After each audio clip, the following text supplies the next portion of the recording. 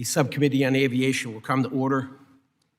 I ask unanimous consent that the chairman be authorized to declare a recess at any time during today's hearing. Without objection, so ordered. I also ask unanimous consent that the members not on the subcommittee be permitted to sit with the subcommittee at today's hearing and ask questions. Without objection, so ordered. And as a reminder, if members wish to insert a document into the record, please also email it to documentsti@mail.house.gov. I want to take a moment and reflect a little bit about what took place on January 29, 2025, losing 65 lives. American Airlines Flight 5342 and PAT 25, just a few short miles from here. We have some families with us today, and I would like to recognize them. We have Laura Ogundre and Amy Hunter. These are cousins. Laura and Amy are cousins of the Livingston family who passed away in the crash. They lost Peter and Donna Livingston and their daughters, Everly and Lydia. Laura and Amy, would you please stand and be recognized? If I could, I would like to take a moment of silence, if everybody would please stand for a moment of silence in honor of the 67 lives lost.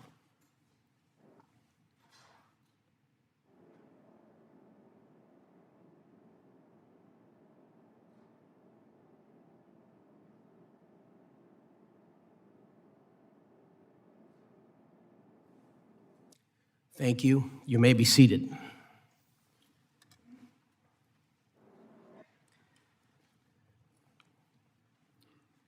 I now recognize myself for the purpose of an opening statement for 5 minutes.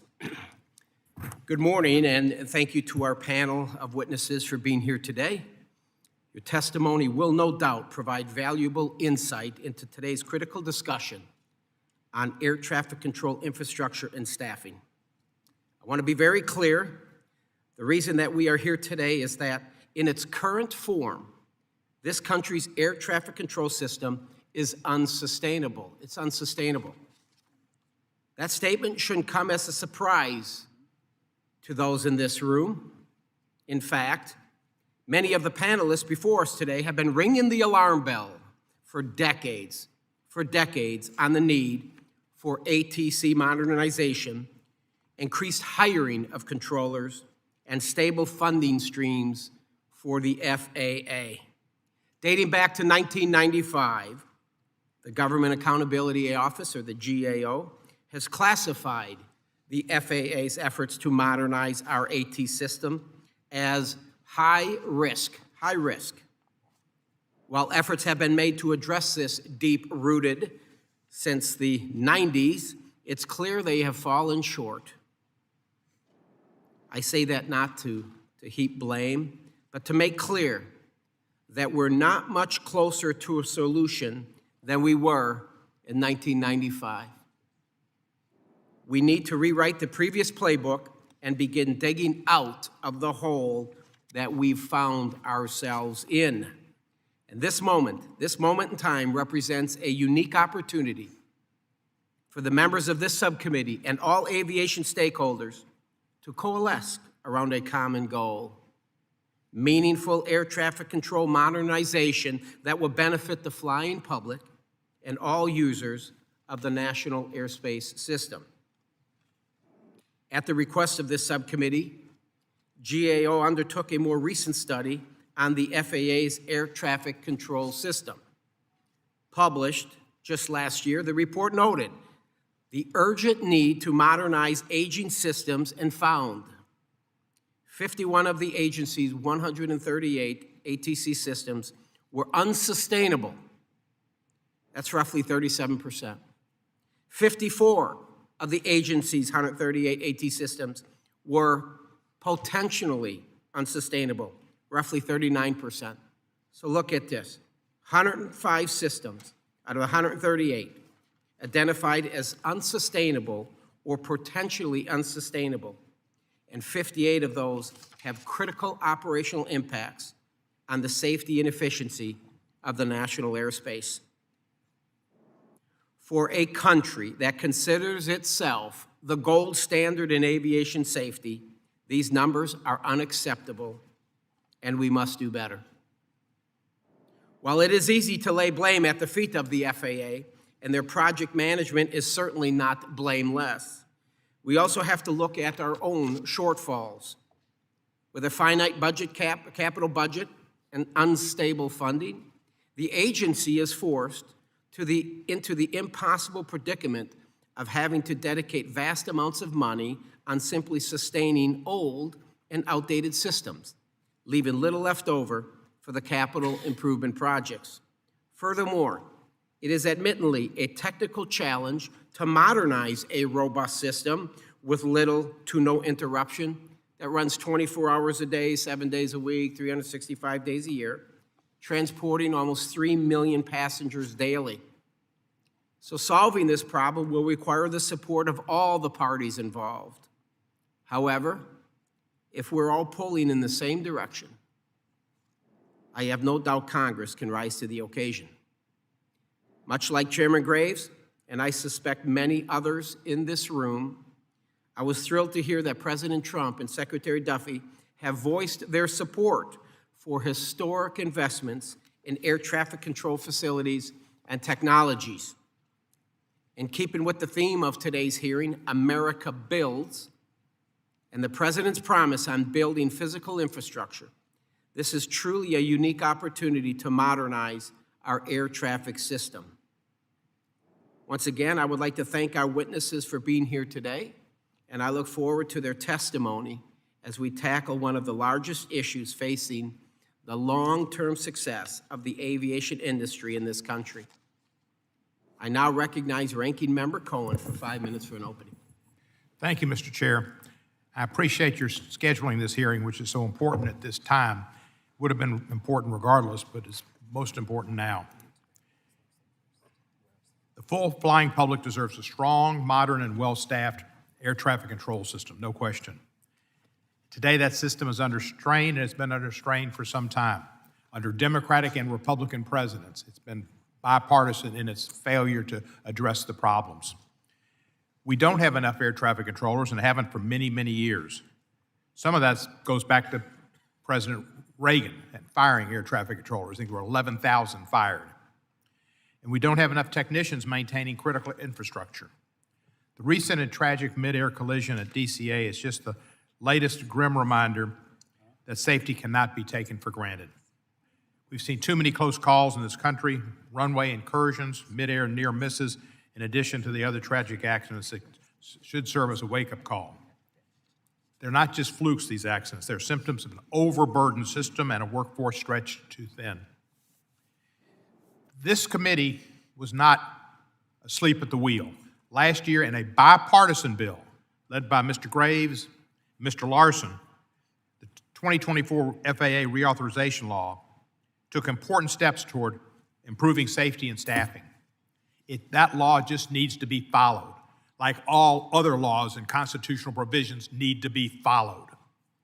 It directs the FAA to maximize hiring from the agency's Air Traffic Control Academy and requires new staffing models for safety-critical personnel to ensure we meet future demands. It also strengthens oversight of safety inspectors and ensures the FAA has the resources necessary to provide and prevent near misses and runway incursions. While these new provisions are important, their implementation is even more critical, and it's just getting the administration to follow through. And that's why we welcome the announcement by Transportation Secretary Duffy to supercharge the hiring of air traffic controllers, including a 30% increase in starting salaries. However, instead of unleashing DOGE and Elon Musk's young cronies, this administration should follow through on the mandates that have been set by this committee and by this Congress. They are the law of the land. We cannot afford reckless disruptions in the dedicated safety workforce that keeps the system running. The Trump administration's unjustified firing of talented FAA employees, including NATCA and past members, the very professionals responsible for maintaining critical air traffic control equipment, their firing was a dangerous and unnecessary move. These firings have consequences, and one of them is diminished ability to ensure safety and reliable air traffic. Even worse, there are some that think we should hand over the FAA to a billionaire who's made so many mistakes in this DOGE program that he's shown he is imperfect. Imperfect more often than not. He has a history of disregarding safety protocols, and when called on it by the FAA and the previous administrator, he came back, tried to get the FAA administrator fired, and I believe that's why he resigned, because he said we needed to get rid of him. He also wanted to change regulations that the FAA has because it interfered with his SpaceX, that the last one ended up, they're sending one up tonight. Hopefully it won't land in the Gulf of Mexico like the last one did. Let me be clear, this is not the time for Elon Musk or anyone else to play fast and loose with aviation safety. The FAA is the aviation expert and an airspace regulator that exists to protect the flying public, not solely to serve at the whims of a private industry. We must reject any attempts to privatize air traffic control systems. We must focus on policies that actually strengthen our air traffic control system and have broad support among industry and labor. Congress has provided clear bipartisan instructions for strengthening aviation safety. These laws must be implemented and not ignored. As we will hear today, we must hire more controllers. We must ensure proper safe staffing for safety critical positions. We must never let political games or misguided corporate ambitions get in the way of keeping our airspace safe. And once again, I thank Chairman Graves and Ranking Member Larson for the outstanding work they led us in passing the bipartisan bill that just needs to be followed. I yield back the balance of my time. The gentleman yields. I now recognize the ranking member of the full committee, Mr. Larson. You have 5 minutes, or take all the time you want, sir. Got it. Thanks. Thank you, Chair Nehls, for holding today's hearing to examine the ways that we can improve the air traffic control infrastructure and staffing. I want to thank the witnesses as well today for joining us, representing aviation labor, general aviation, the airlines, aviation experts. You're all playing a critical role in helping us understand how we can ensure the safety of the flying public. The tragic mid-air collision near the Washington National Airport, the incident at Chicago Midway Airport, and recent runway incursions prove a stark reality that the U.S. aviation system is incredibly strained.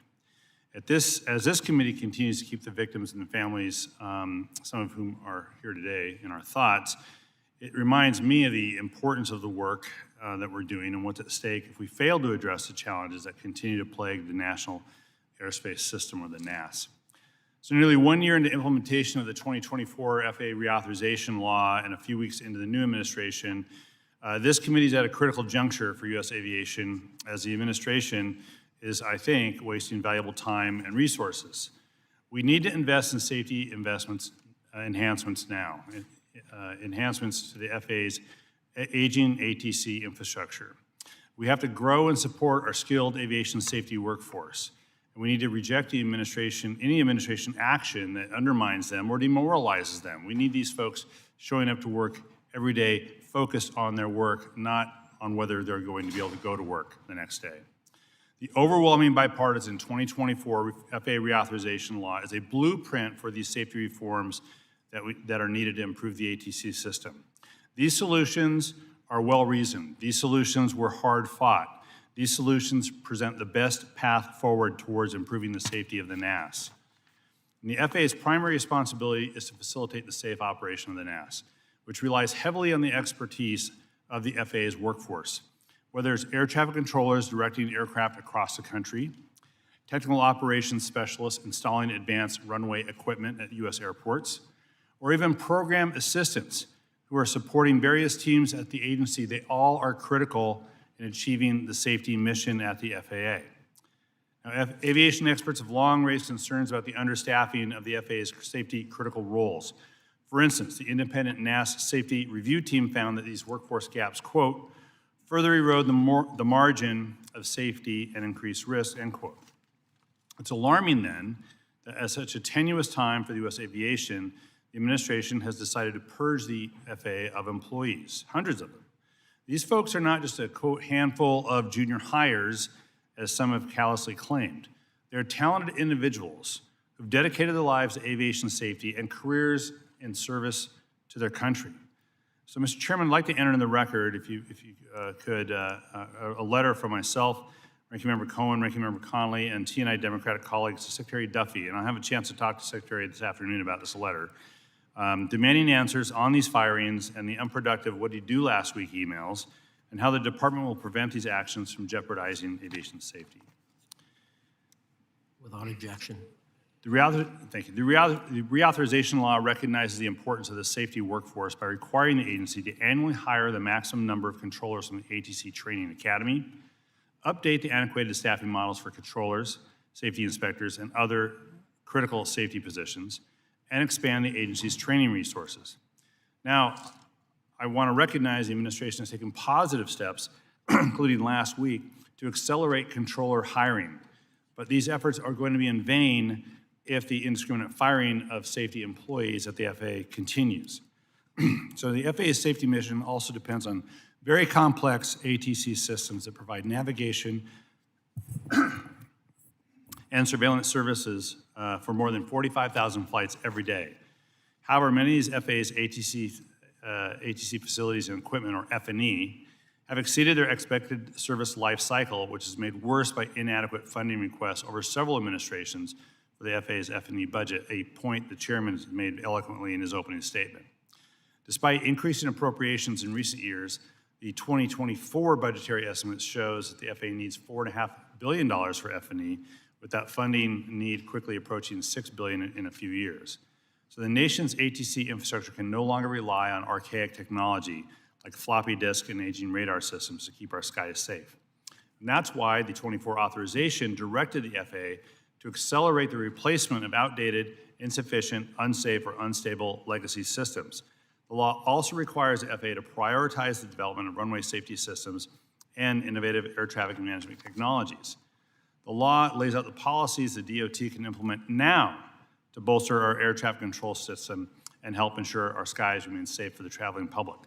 I am open to new ideas to modernize the system. That's the primary reason we're all here today. But having consultants with no experience in the industry and clear conflicts of interest to tell us what we already know, what we already outlined in the law, is unhelpful. Show us your work, show us your results, and we'll judge the quality of it. Recently, a broad coalition of aviation stakeholders, some of whom are here today, released recommendations to modernize the ATC infrastructure. I look forward to hearing more about those details. Now, as this committee works to strengthen our ATC system, we all have to ensure that aviation safety is not dictated by special consultants, but it is dictated by experts in aviation safety. We can all agree the status quo of the NAS is not sustainable. We agree on that. That's why we wrote the FAA reauthorization law. That's why we put in basically the work plan for the FAA to deal with it. But we need to focus on our forward-looking consensus recommendations. So I'm pleased to see in a recent letter sent to this committee, the majority of the aviation industry are, quote, not pursuing privatization of U.S. ATC services, rightly deeming it a distraction from needed investments and reforms. In the past, this committee has debated the issue of privatization, only to see it fail to even receive a vote on the House floor. All the while, critical progress on actually improving our ATC system was stalled or delayed. We've seen that movie before. I'm glad the industry has decided against funding the sequel. To build a safe, innovative, and efficient American ATC system, the path forward is clear. Swiftly implement the reauthorization law, fully staff the FAA, and invest in deploying safety-critical technology. I look forward to hearing from today's panel on how Congress, the FAA, and the aviation industry can work together to make this all happen. With that, I yield back. Gentleman yields. I now recognize the chairman of the full committee, Mr. Graves. Thank you, Chairman Nehls, and I do want to thank our witnesses for all of you being here. Today's hearing topic obviously shouldn't come as a surprise to anyone because our nation's air traffic control system is outdated, and it's got to be modernized for the benefit and safety of all users of the national airspace system. While this issue has been thrust back into the spotlight following a string of tragic accidents, it's not a new debate, and we all know that.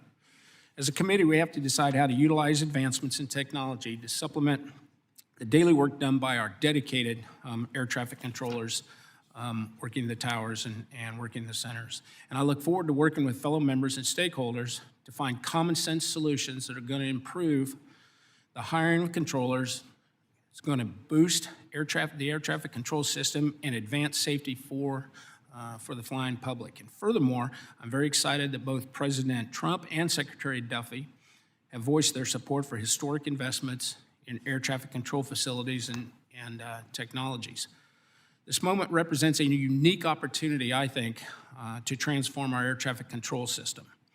So to build on what Rick was just saying, the FAA Reauthorization Act of 2024 contains some provisions that were designed to bolster aviation safety and modernize our air traffic control system by, one, requiring the FAA to annually hire the maximum number of air traffic controllers for the agency's ATC, from the agency's ATC Training Academy, as Rick pointed out.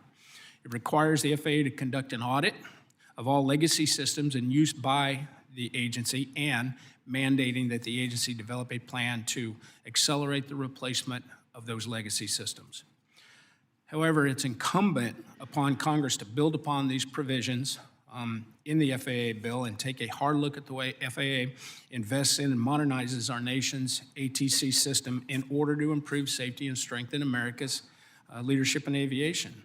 And I was pleased to see that industry stakeholders recently signaled their support for a consensus-driven approach to modernizing our ATC system, which has been backed by the airlines, it's backed by unions, it's backed by the general aviation community, and many, many others. We simply cannot allow past issues that divided Congress and industry stakeholders to distract us from getting something done. We have to work together, and I fully intend to do just that. So again, I'd like to thank our witnesses again for their willingness to lend us your expertise as we continue to work on, as we continue this very important discussion. So with that, Chairman Nehls, I appreciate it. Thank you. Thank you, sir. I would like to now welcome our witnesses. Briefly, I'll take a moment to explain our lighting system. 3 lights in front of you. Obviously, green means go, yellow, you're running out of time, and red means to please conclude your remarks. I ask unanimous consent that the witnesses' full statements be included into the record. Without objection, so ordered. I also ask unanimous consent that the record of today's hearing remain open until such time as our witnesses have provided answers to any questions that may be submitted to them in writing. Without objection, so ordered. I also ask unanimous consent that the record remain open for 15 days for any additional comments and information submitted by members or witnesses to be included in the record of today's hearing. Without objection, so ordered. And as your written testimony has been made part of the record, the subcommittee asks that you limit your oral remarks to 5 minutes. With that, Ms. Kraus, you are recognized. Chairman Graves, Chairman Nehls, Ranking Member Larson, Ranking Member Cohn, and members of the subcommittee, thank you for the opportunity to discuss our work on air traffic control modernization. I first want to acknowledge the magnitude of FAA's modernization efforts. FAA manages the world's busiest and most complex system. Its air traffic controllers rely on 138 systems to safely and efficiently route over 45,000 flights each day. Many of these systems are aging and face longstanding challenges, including the unavailability of parts and the retirement of knowledgeable technicians. FAA's modernization includes replacing and upgrading many of its systems. It also involves bringing more functionality through the development of new systems and software. These efforts, when implemented, can help controllers better track, sequence, and manage flights, ensure more reliable communications with pilots, and provide more efficient flight routes while also enhancing safety. To help achieve results, FAA must coordinate with many program schedules and its overall efforts with a full range of aviation stakeholders. Buy-in from airlines is particularly important as they too must invest in new equipment. Along with these modernization efforts, FAA must ensure that today's system safely operates 24/7, 365 days a year. FAA has made progress implementing some aspects of its modernization efforts. For example, we reported that since 2018, FAA met or beat several key milestones, such as deploying enhanced surveillance technologies at planned towers and airports. While some progress has been made, we have identified several critical issues facing FAA's efforts and areas where better management and oversight is needed. For example, a major issue has been the slow pace of FAA's efforts. FAA's 2023 operational risk assessment of its ATC systems revealed that 75% of the 138 systems are unsustainable or potentially unsustainable. Many of these systems have critical operational impacts on airspace safety and efficiency. Yet our 2024 work found that of the dozens of the systems we examined, FAA took on average more than 4 years to establish cost, schedule, and performance baselines for these investments. And FAA provides limited oversight of investments prior to establishing a baseline.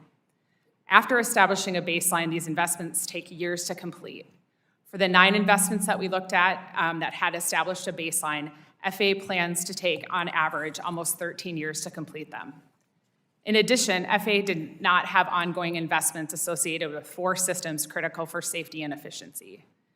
In each of the 4 critical next-gen program areas we examined in 2023, FAA missed at least one and sometimes a number of its major milestones. FAA missed some by months, others by years. For example, FAA missed a 2021 milestone for deploying initial digital communication services to all 20 facilities that serve en route flights. FAA more recently anticipated completion by May 2025. FAA's management and oversight of risks also needs attention. In particular, we found that FAA's Acquisition Oversight Council did not consistently monitor high risks and provided limited oversight of ATC system investments. And counter to FAA policy, it didn't ensure investments delivered functionality in manageable segments. For its overall next-gen program, we found FAA had not developed a detailed risk mitigation plan. Such a plan would identify and prioritize high risks, include a range of mitigation approaches, and explain why a particular mitigation was selected. We have recommended urgent action by FAA to fix these critical issues. These include developing systems in manageable segments, establishing cost and schedule baselines in an expeditious manner, strengthening oversight of investments, systematically assessing and addressing risks, and ensuring the agency and Congress has a clear picture of costs. FAA generally concurred with our recommendation and has begun to act on them. Quick and continued action is needed to accelerate FAA's delivery of modernization investments. In turn, such action can help FAA minimize risks associated with legacy systems. In addressing these critical issues and implementing the related provisions in the FAA Reauthorization Act will be critical as traffic volume and complexity of the airspace increases. Congress's call for FAA to lead the way towards what could be a smarter, more agile, and information-centric ATC system will also go a long way towards addressing these challenges. This concludes my statement. I look forward to answering your questions. Thank you, Ms. Kraus. Mr. Callio, you are recognized. Good morning, Chairman Nehls, Ranking Member Cohen, and other members of the subcommittee, and of course, Chairman Graves and Ranking Member Larson. Thank you for inviting me to testify on this critically important issue of improving our nation's air traffic control system. I'd first like to take a moment to honor the lives of those lost and those impacted in recent aviation accidents, and to thank the first responders who unflinchingly reacted quickly and put their own lives at risk. Safety, above all, is aviation's North Star. It is so overwhelming in every facet of our operations and culture that when rare moments of tragedy occur, they shake us to our core, and we continue what we do every day, look for other ways to improve. Our thoughts are with those lost and the families left behind. I also want to take a moment to talk about aviation safety. Because safety is our North Star, commercial air travel in the United States is the safest mode of transportation in the world. It is literally safer than walking out of your own front door. Transportation Safety Board Chair Homendy has held up aviation to other modes of transportation as a model of collaboration to safety. Our safety systems have many layers and many redundancies, but we always look for ways to improve on the record that we have. Now to the topic of today. I agree with you all. We have a historic opportunity. We need to change a system that has significant material challenges, that is woefully obsolescent, unreliable, and inefficient due to a multitude of well-documented and inefficient critical staffing, facility, technology, equipment, funding, and investment deficiencies. It's quite a list. A4A urges this committee to provide the leadership that's desperately needed to support investment in both human and technology infrastructure within the Federal Aviation Administration. You've made a great start last year on the FAA reauthorization bill, which is a marvelous bill, very well put together. For over 14 years now, I've been saying that we are at an inflection point with the NAS and that we all need to act with urgency. We have talked and talked a lot in this room, and very little has changed, at least not much for the better. We're past the inflection point now. I think that's clear to everybody. 3 days after taking the job as CEO of A4A in January of 2011, I was asked to testify before this committee about the state of ATC. I brought a stack of DOT Inspector General reports and General Accountability Officer reports. 14 years later, I hope this Congress and this administration will agree that it's not acceptable to just continue to tolerate a chronically understaffed system, just like it's not acceptable for controllers and technicians to have to work with paper strips and floppy disks to operate the national airspace system in the United States. I showed these to some people in my office. They couldn't tell me what they were because they were under 30. We need to change, and again, it's a question of what we're going to do to make it different. We value this committee's leadership. We encouraged by the dedication of both President Trump and Secretary Duffy to take on these difficult challenges. Secretary Duffy has done an awful lot in 2 months to focus the DOT on these matters that matter so most to our safety system. You've mentioned it. It's critical that we put the debates of the past and the inherent political inertia behind us to try to actually all join together to get something done. Everybody on this panel signed the letter that this committee has encouraging action. We want action, not political debate. It's not a partisan or jurisdictional issue. So while A4A's detailed recommendations are attached to our written statement, along with the broader list of the coalition's recommendations, what we need to accomplish boils down to getting an emergency funding proposal signed into law that will ensure enough skilled people, controllers and technicians, to work. Expansion of Oklahoma City, the resumption of the college training initiative, which was taken away in 2014, in which the private sector can get involved and can put a surge in that pipeline of controllers that's geographically diverse and not subject to government shutdown. A plan to ensure that they can procure modern technology while divesting the old. Take advantage of the procurement authority they were given in 1995 by the Congress. A long-term fix to the budgeting process that will allow the FAA to plan long-term capital projects. Look, we know there are no silver linings to this tragedy. We know there are no silver bullets, but we have to start somewhere, and we have to take an urgency to it every single day. This committee has a small and closing window of opportunity. We'd like to help you take that opportunity. So let's do it. We look forward to your questions. Thank you. Thank you, sir. Mr. Bunce, you're recognized for 5 minutes. Chairman Nehls, Ranking Member Cohen, Chairman Graves, Ranking Member Larson, thank you for again letting me be in front of this committee. As we mourn the loss of not only the tragedy at DCA here, but also up in Philly, up in Alaska, even the mid-airs that we had in Arizona, we look to the NTSB to give us the answers to what happened, whether it was human error, mechanical, weather, or some touch of the ATC system. But we know that they will give us those answers. But what these tragedies have done has galvanized us in the attention to what you've all talked about, the unsustainability of the current system. And it's notable for me that I've been in this position for 20 years now, and never have we had unanimity among unions, among all of the associations that you work with each and every day. And it's so important that we do something at this time. And I really hope that it is this committee that shows that leadership. What you did during the last Congress just made us all proud. It was done bipartisanly, it was done with good government, and it was the shining example in the last Congress of get things done, have good recommendations. And we've got to be able to follow through. Just in the debate we're having right now, if we go through a CR for the rest of the year, we're going to be $600 million short of what the appropriators already said we needed. And that money has eroded. Back in 2010, if you compare it to what the erosion in buying power has been since then, we're $1 billion short of where just we were back in 2010. So we all know, as you've all said, that it is unsustainable. And so when our coalition got together, we talked about some important things that we have to be able to do. The first of all is do this emergency funding. If you look at the $8 billion that was asked for last year from the administration, that was only going to address about a quarter out there of the facilities that need improvement, only a quarter. So it's significant infusion of dollars that we have to have in the process.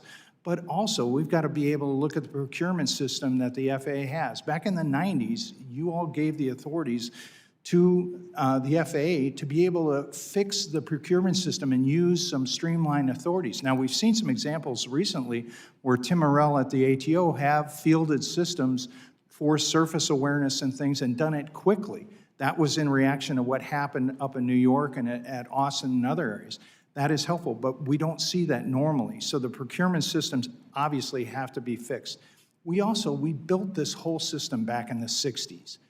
If you think about the technology that was available then compared to now, we have too many facilities out there. With modern telecommunications, we can be able to look at it smartly, develop a process over time as you called for in your bill last year, and work with our controller workforce to say, okay, over time, through attritions, accessions, everything else, let's have you live where it's affordable to live and put these facilities where they work together and have resiliency.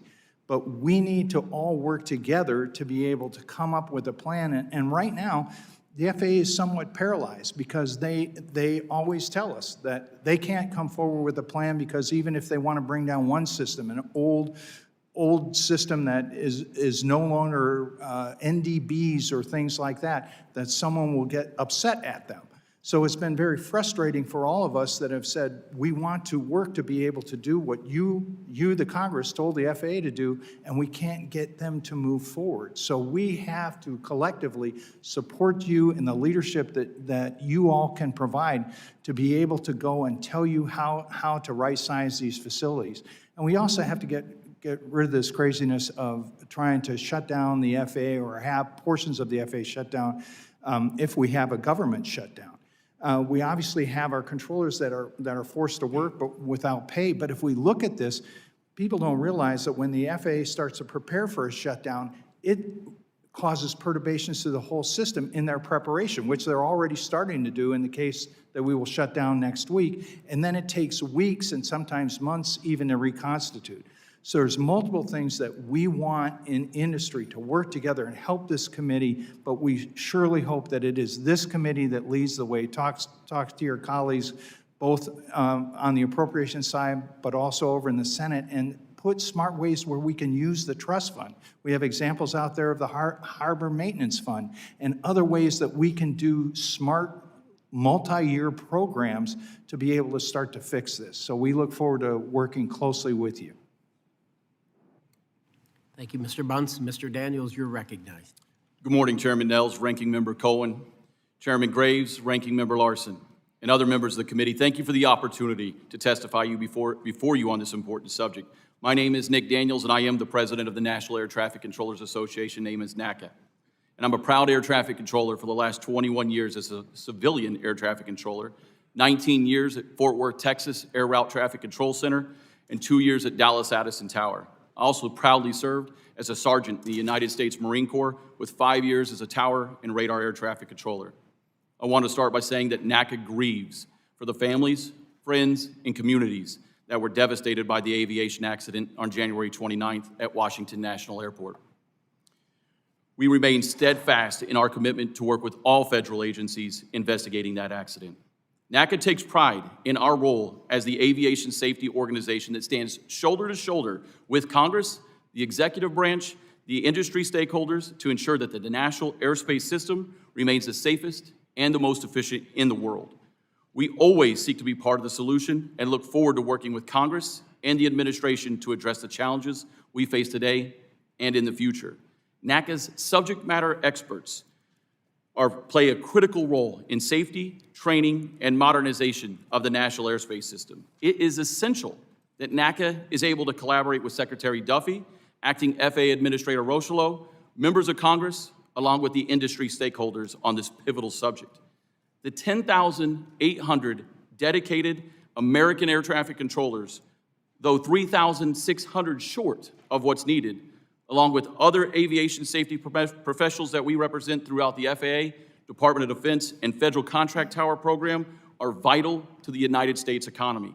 We ensure the safe and efficient movement of millions of passengers and tons of cargo through our dynamic airspace each day. We would like to thank this committee for passing the FAA Reauthorization Act of 2024 with overwhelming bipartisan support. The law includes many critical provisions on hiring, training, and staffing, including maximum hiring for air traffic controllers for the duration of the bill. The foundation of the air traffic control system is the hard-working men and women. The National Airspace System requires a sufficient number of fully certified air traffic controllers to meet the FAA's operational, statutory, and contractual requirements. This includes modernizing procedures, equipment, and facilities, and integrating the next wave of aviation users through unmanned aerial vehicles and more. We are concerned that these staffing and training advances could be disrupted by a government shutdown later this month. Several years ago, when the government shut down for 35 days, the FAA was required to close its training academy and missed its original hiring target by over 500 trainees. Government shutdowns also disrupt or halt the modernization programs, which can take months to restart. Congress has consistently provided the FAA with the resources it requests through the authorization of top-line numbers and the annual appropriations process. However, the FAA has historically requested too little funding, and we now have a significant backlog of system and facility sustainment and replacement. Many FAA facilities have exceeded their expected life cycles. When major system fails, it can lead to air traffic delays. The United States and the American people deserve the best facilities and equipment so we can provide the safest travel possible. As an example, the FAA's 21 air route traffic control centers were built in the 1960s. Fort Worth, Seattle, Kansas City, Memphis, and Indianapolis, to name a few. They're between 59 and 64 years old.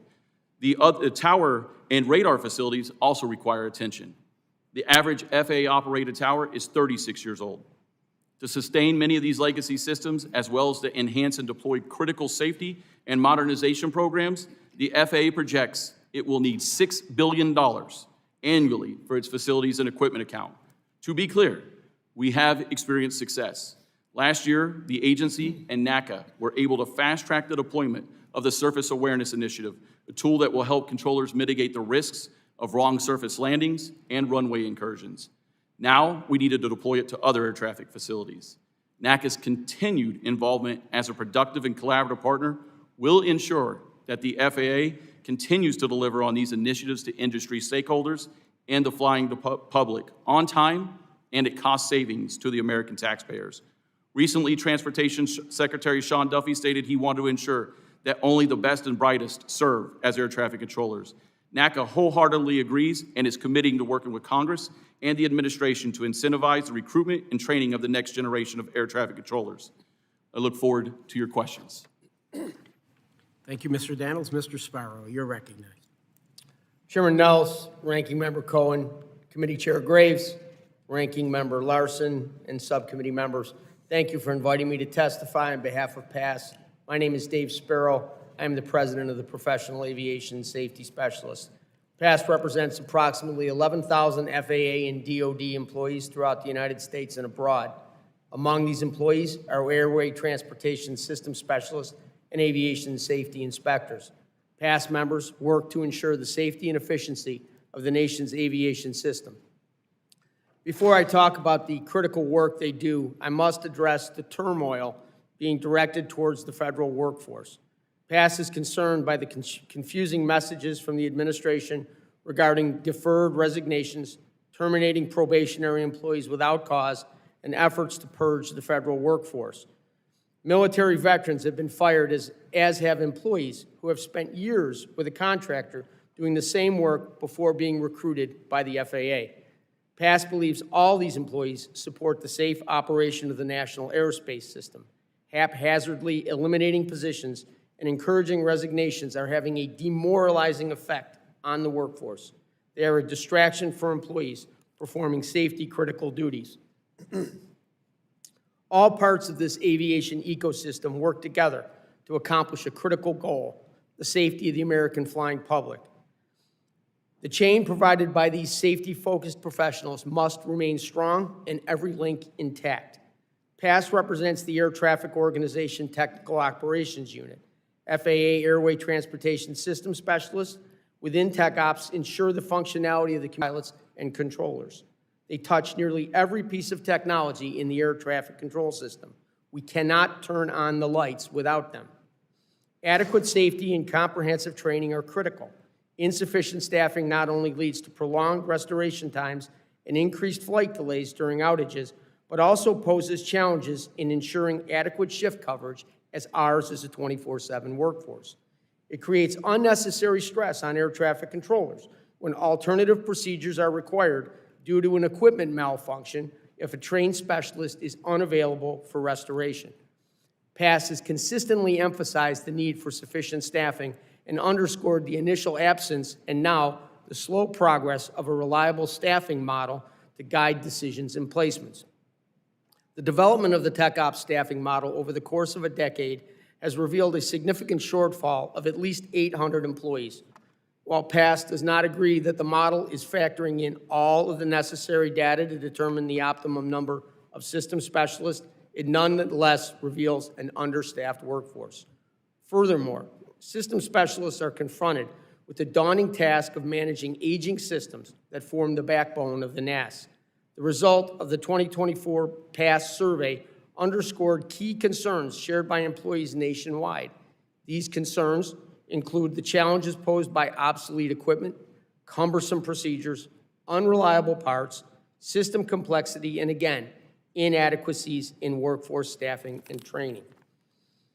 One major hurdle faced by system specialists is the need for a broader vision within the FAA regarding the modernization of the air traffic control systems. PASS has long stated that the obvious solution to concerns with reliability and operational continuity is expediting the systems into the NAS. PASS strongly believes this workforce has the expertise and capability to assist. They are committed to the mission and able to accomplish the work if given the proper resources and staffing. Of utmost importance, FAA employees who perform vital aviation safety work must remain federal employees. This is critical for a safe and efficient NAS. It is unfathomable, even dangerous, to consider gambling with the future and safety of our air traffic control system through privatization. PASS respectfully calls on this committee to consider our areas of concern and recognize the critical contributions made by the employees we represent. We are ready to work with you to ensure the United States air traffic control system remains the safest in the world. I'm happy to answer your questions. Thank you, Mr. Sparrow. Mr. Rinaldi, you're recognized. Good morning, Chairman Nehls, Ranking Member Cohen, Chairman Graves, Ranking Member Larson, members of the committee. Thank you years in the FAA. 15 as a frontline controller at Washington Dulles Tower and Radar, 15 years in leadership of the National Air Traffic Controllers Association, including 12 as president. After reaching mandatory retirement, I founded a consulting firm to continue to provide expertise in air traffic control and support the enhancement of the national airspace system. During my time as NATCA leadership, I had the opportunity to testify many times before this committee and other House and Senate committees. In 2015, 16, 17, and 18, I testified in front of this committee and I said the status quo of the national airspace system is unacceptable. In 2016, my testimony read, we currently run the largest, safest, most efficient, most complex, most diverse airspace system in the world. The United States airspace system is considered the gold standard in aviation industry around the world. And yet, we've come to a reality that we need to change. Globalization, innovation, and driving dramatic changes in aviation industry, our current structure cannot keep up. The status quo is unacceptable. Let's not wait for the unthinkable to happen for us to act. That was in 2016. Here, unfortunately, in 2025, the United States airspace system is no longer considered the gold standard around the world. Several critical issues contribute to this. Our aging infrastructure, our outdated technology, our staffing shortage, a broken hiring and training process. These things have been concerns for decades. Since the start of fiscal year 2018, the FAA has experienced 3 shutdowns and 29 additional threats of shutdowns, with another one on the horizon next week. Decades of shutdowns and funding uncertainty has left our system antiquated. A GAO report in 2024 reported 58 critical systems within the National Airspace System are either unsustainable or potentially unsustainable and posing risks to the airspace. This stems from the FAA's broken acquisition management system. Our procurement system in the FAA is laden with bureaucratic layers that adds years to modernization projects. Controllers and technicians are working with the best 1980s and 90s technology, from paper strips to floppy disks, out-of-service ground radars, and broken communication systems. Right now, our specialists are supporting outdated equipment when the equipment should be supporting them. One glaring example of this is the Notice to Airmen system. 2 years ago, NOTAM's outage shut down the whole national airspace system. Despite Congress expediting money and demanding a new program, today, 26 months later, the FAA still has not awarded the contract for a new NOTAM system. During my 35 years in aviation, the FAA has always been short air traffic controllers. To change that, we need to have multiple paths of hiring controllers. Obviously, Oklahoma City is the academy. An enhanced college training initiative that was started last year needs to be robust. Direct hiring from the military, direct hiring from the federal contract tower programs. We need to change the skills assessment test to really capture the aptitude needed to be a successful controller in the academy. This will save a lot of money. We must change the way we train controllers and use advanced tools for grading sessions and remove the subjectivity from grading. We've been watching our system in a downward spiral for 2 decades. Tragically, on January 29th, the unthinkable did happen. A mid-air collision at Washington National Airport over the Potomac River between a Black Hawk helicopter and a regional jet landing on runway 33. Sadly, 67 people lost their lives, including 3 service members. As someone who spends an awful lot of time in ice rinks in Northern Virginia, I've had the opportunity to see the memorials in each rink, these young figure skaters, the coaches, the family members. It's absolutely heartbreaking. They will never be able to be on the podium and receive the gold medal again. We've had several warnings at Washington National Airport. This did not have to happen. Aviation safety is a journey, not a destination. We must beat back the complacency in our system every day and not rest on good enough when we have lives at stake. In closing, we are not the gold standard in aviation anymore. We're not even on the world's podium. We have the best airlines, best pilots, best controllers, best safety professionals. I urge this committee to take necessary steps, whether it's through policy, funding, regulation support, to ensure that this nation regains the gold in the world aviation arena. Thank you for your time. Thank you all for your testimony. We will now turn to questions from the panel. I now recognize the ranking member, Mr. Cohen, for 5 minutes. Thank you, Mr. Chair, and I appreciate the witnesses' testimonies, and I didn't mention earlier, I appreciate the visitors we have today. I'm sorry about the circumstances. Terrible. Thank you for being here. Mr. Spiro and Mr. Daniels, either of you, we know the Trump administration fired a significant number of NATCA and past members, including those responsible for maintaining critical air traffic control equipment. How have these mass firings affected system maintenance, equipment reliability, and overall air safety? And has the FAA made any meaningful effort to rehire or replace those skilled workers? Mr. Spiro? Congressman Cohen, thank you for the question. Let me jump in here and say no. As far as we know, only about 3 employees of the 132 that we represent that were terminated have been restored. With regard to the rest of them, I'm not aware of any efforts whatsoever to bring any of them back. And why were those 3 brought back?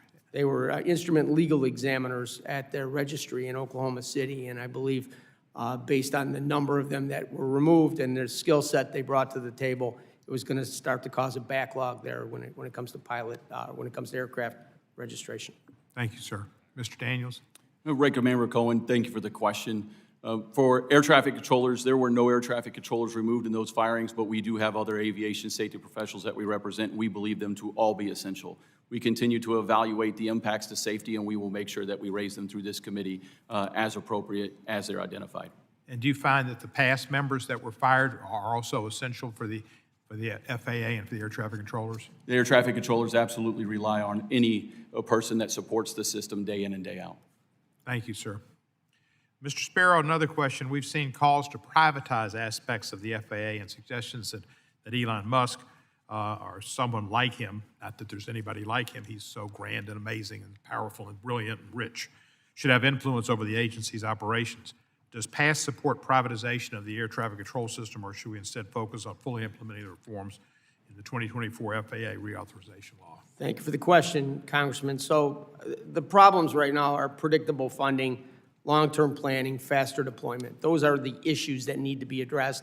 Privatization is not a solution to those problems. Better funding, finding ways to expedite systems in the field, making sure that we can plan long-term, not have government shutdowns. Those are the solutions to the problems, not privatization. Thank you, sir. Mr. Daniels, let me ask you, Ms. Kraus, Elon Musk Starlink has been proposed as a solution for improving aviation communications, suggested by him and some people at Virginia Flex, and internet access for aircraft, potentially overriding an existing contract with Verizon. In your experience, does the FAA have strategies to evaluate and regulate the use of systems like Starlink for critical air traffic controls, communications, and what safeguards must be in place to ensure reliability and cybersecurity? I'm aware of the discussions around that issue. We haven't looked specifically at that question that you're raising. Does anybody else have a thought about that? Verizon's contract? Mr. Daniels? Regardless of who's awarded the contract, NATCA stands in the firm support of remaining involved in any productive or being a collaborative partner in developing and testing and implementing any new technologies, ensuring that they meet the safety standards that are set, the security standards are set, but anyone who awards the contract, that would be a question for the FAA and DOT. Mr. Cohen, several of us serve on the Next Gen Advisory Committee, and we were briefed about a month and a half ago just with the old voice switch that has to be replaced. There was a replacement plan. It had to be accelerated because of the obsolescence, and so the telcos are charging the FAA quite a bit of money, which is a further drain from their accounts to be able to maintain this antiquated system. The telecommunications backbone of this is not only fiber optic, but it's also got to be SATCOM and everything. So again, I think if we have the mechanism out there where we fairly compete these contracts, we've got to do something to reinforce that backbone. Thank you. Mr. Daniels, Mr. Spear, you each represent employees who were fired. Have any of the folks in your unions told you that they had contact with the Musk Doge team and that they thought they acted professionally or knew what the hell they were doing?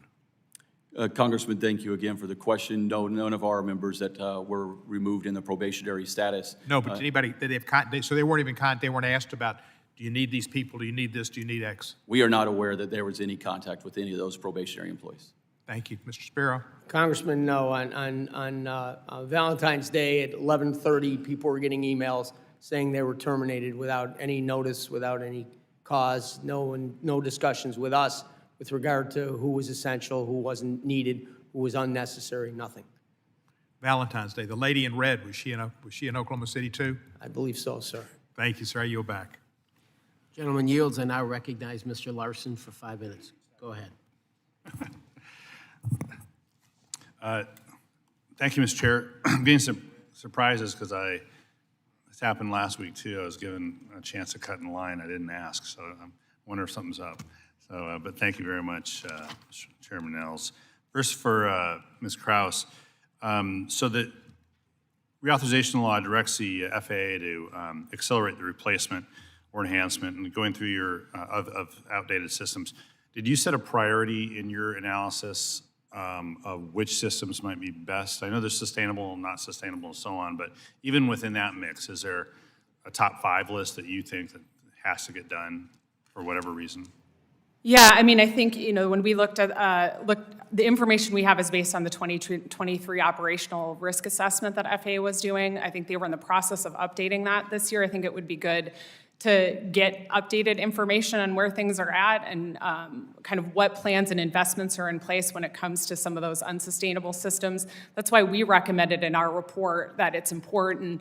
You know, the provision in the law is good, and to take another closer look at the legacy systems, but to get information to the Congress sooner about what systems are unsustainable and what are the steps they're taking to mitigate those risks. So I mean, I am trying to hit home partly the idea that there is a to-do list. There is systems have been identified. There is a to-do list. We just got to get it done.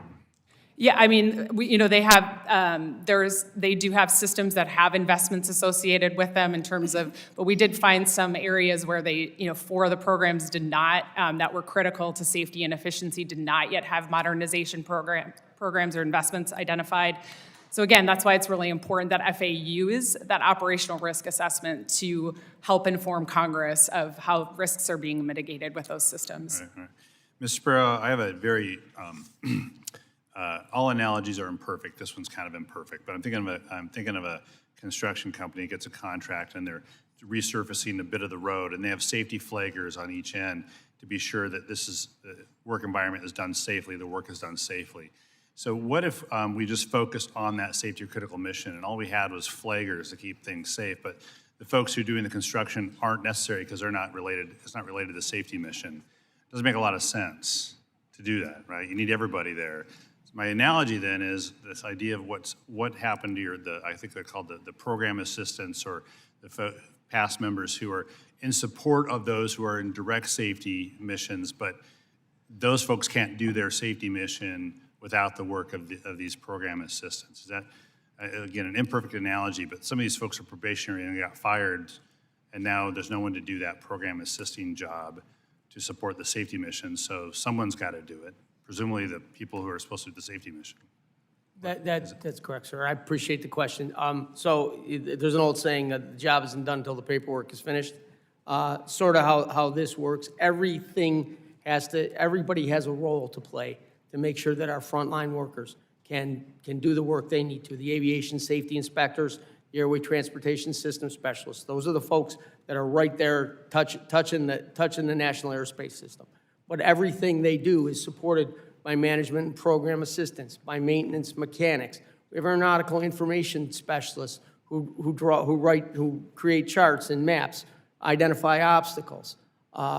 They've been terminated without cause with many years of experience. So there are 7 or 8 different job series of folks who do work that now these frontline workers have to stop doing what they're doing on the front line and do that work where that hole has been left. So the effort here has been to fire people, but not necessarily get rid of the work that had to get done anyway. That's correct. No assessment had been done to make a determination as to how this impacted aviation safety. And what we've done, without actually noticing it, is baked risk into the system. Now we have effectively downstaffed that aviation safety inspector workforce, that airway transportation specialist workforce, by causing them to go and have to do other things. Thank you. Mr. Daniels, just in the brief time I have left, you mentioned, but could you just underline what will happen if there's a government shutdown specifically with your workforce? We would have a shutdown of the Oklahoma City Academy. Air traffic controllers wouldn't be paid. Programs in modernization would halt, would take months to restart. We would likely lose anywhere between 100 to upwards of 500 trainees throughout that given period that it was the shutdown. Thank you. I'll yield back. Thank you, Ranking Member. I now recognize Mr. Massey. Thank you, Mr. Chairman. I want to direct everybody's attention to a video that we're going to play here. And we're just going to play about 10 or 15 seconds of this.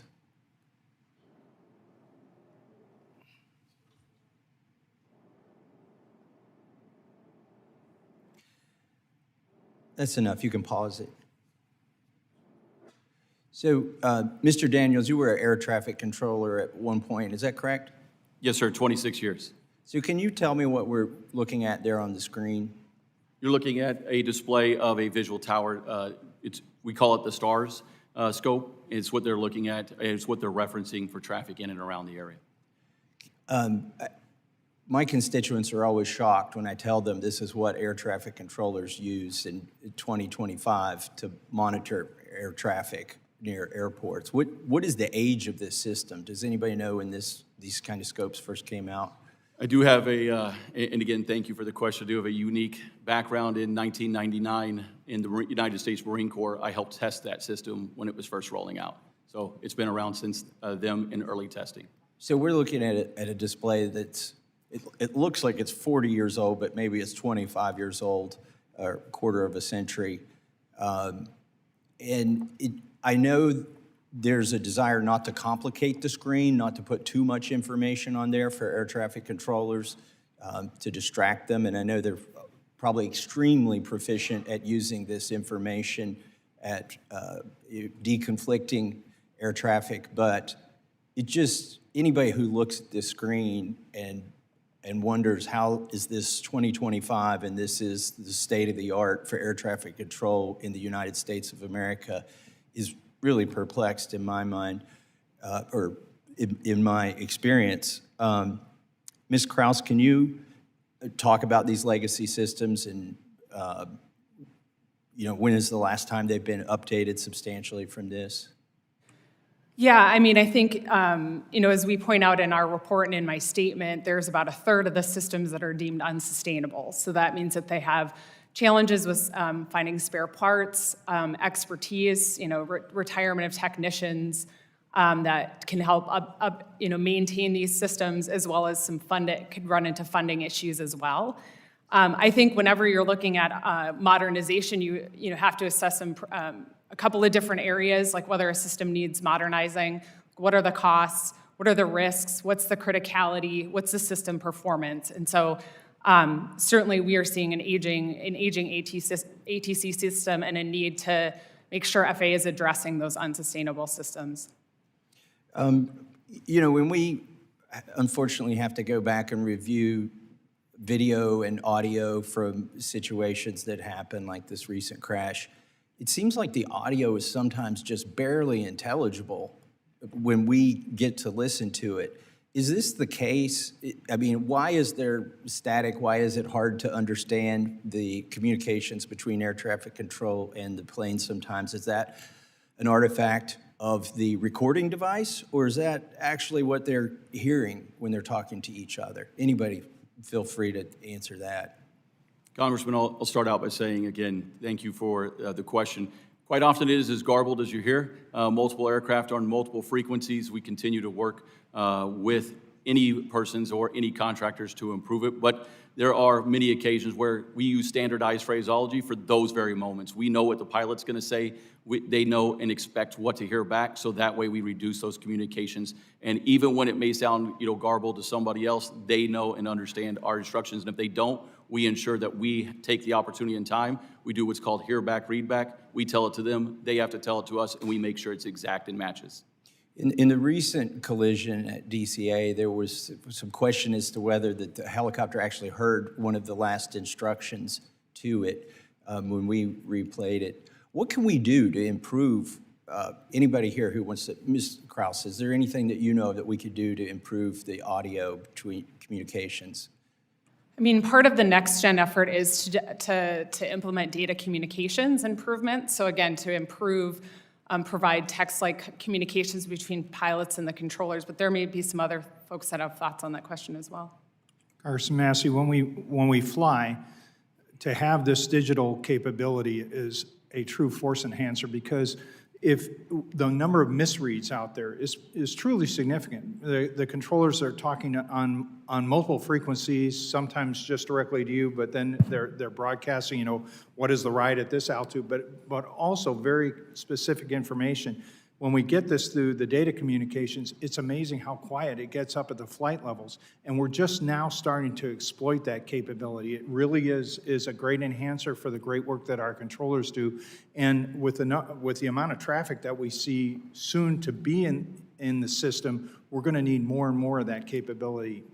Thank you, Mr. Bunce. I yield back. Thank you, sir. Now recognize Ms. Skolton. Thank you, Mr. Barrett.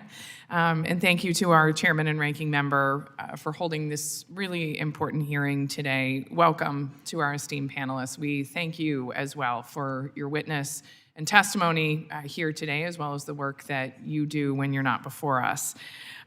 It has been a challenging time for aviation. I was talking with constituents back home, and we said, you know, this was not supposed to be an aviation year, but it is, because we are at a moment of true crisis that is costing lives, and it is essential that we respond in kind. Recent tragic air traffic collisions, as well as DOGE's senseless mass layoffs of aviation professionals, have stoked uncertainty and fear in the industry and in the American public. However, I am proud to be a part of a committee that is so dedicated to working in a bipartisan fashion to keep our skies safe. That is why we worked so hard on the FAA reauthorization of 2024, and I encourage the Department of Transportation to swiftly implement the legislation to ensure that it remains safer today to fly than ever before in American history. Before I jump into my questions, I just want to confirm my understanding here. Mr. Daniels, can you please clarify who currently represents the nation's air traffic controllers? Good morning, Congresswoman, and I do. I am a 26-year veteran of air traffic control, and I am the elected National Air Traffic Controllers Association president. And you speak on behalf of them here today? I do. Okay, thank you. The FAA owned and operated air traffic control tower at GRR in my district, like many across the country, is in desperate need of modernization and relocation. At 60 years old, this air traffic control tower is one of the oldest among the top 75 busiest airports, nearly 20 years older than the majority of air traffic control towers. However, the FAA has not provided GRR with any sense of when it will invest in this ATC, despite the airport having completed designs for its future tower and despite consistently being told that we are number 2 on the priority list. Mr. Callio, with the FAA having approximately $5.2 billion in a sustainment backlog for aviation facilities and systems, can you please speak to how greater congressional investment in the FAA's facility and equipment account would maintain and modernize ATC throughout the U.S. to keep our aviation professionals and air travelers safe? That was you. Sorry about that. There's a variety of ways. First of all, we talked a little earlier about, in 1995, Congress gave the FAA procurement authority.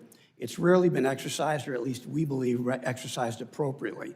And what we have to do is use this time to galvanize all of us to stop talking about the things we've been talking about, at least in my experience, for almost 15 years. We've talked about them over and over again. I think the trick here is to figure out what everyone can do together.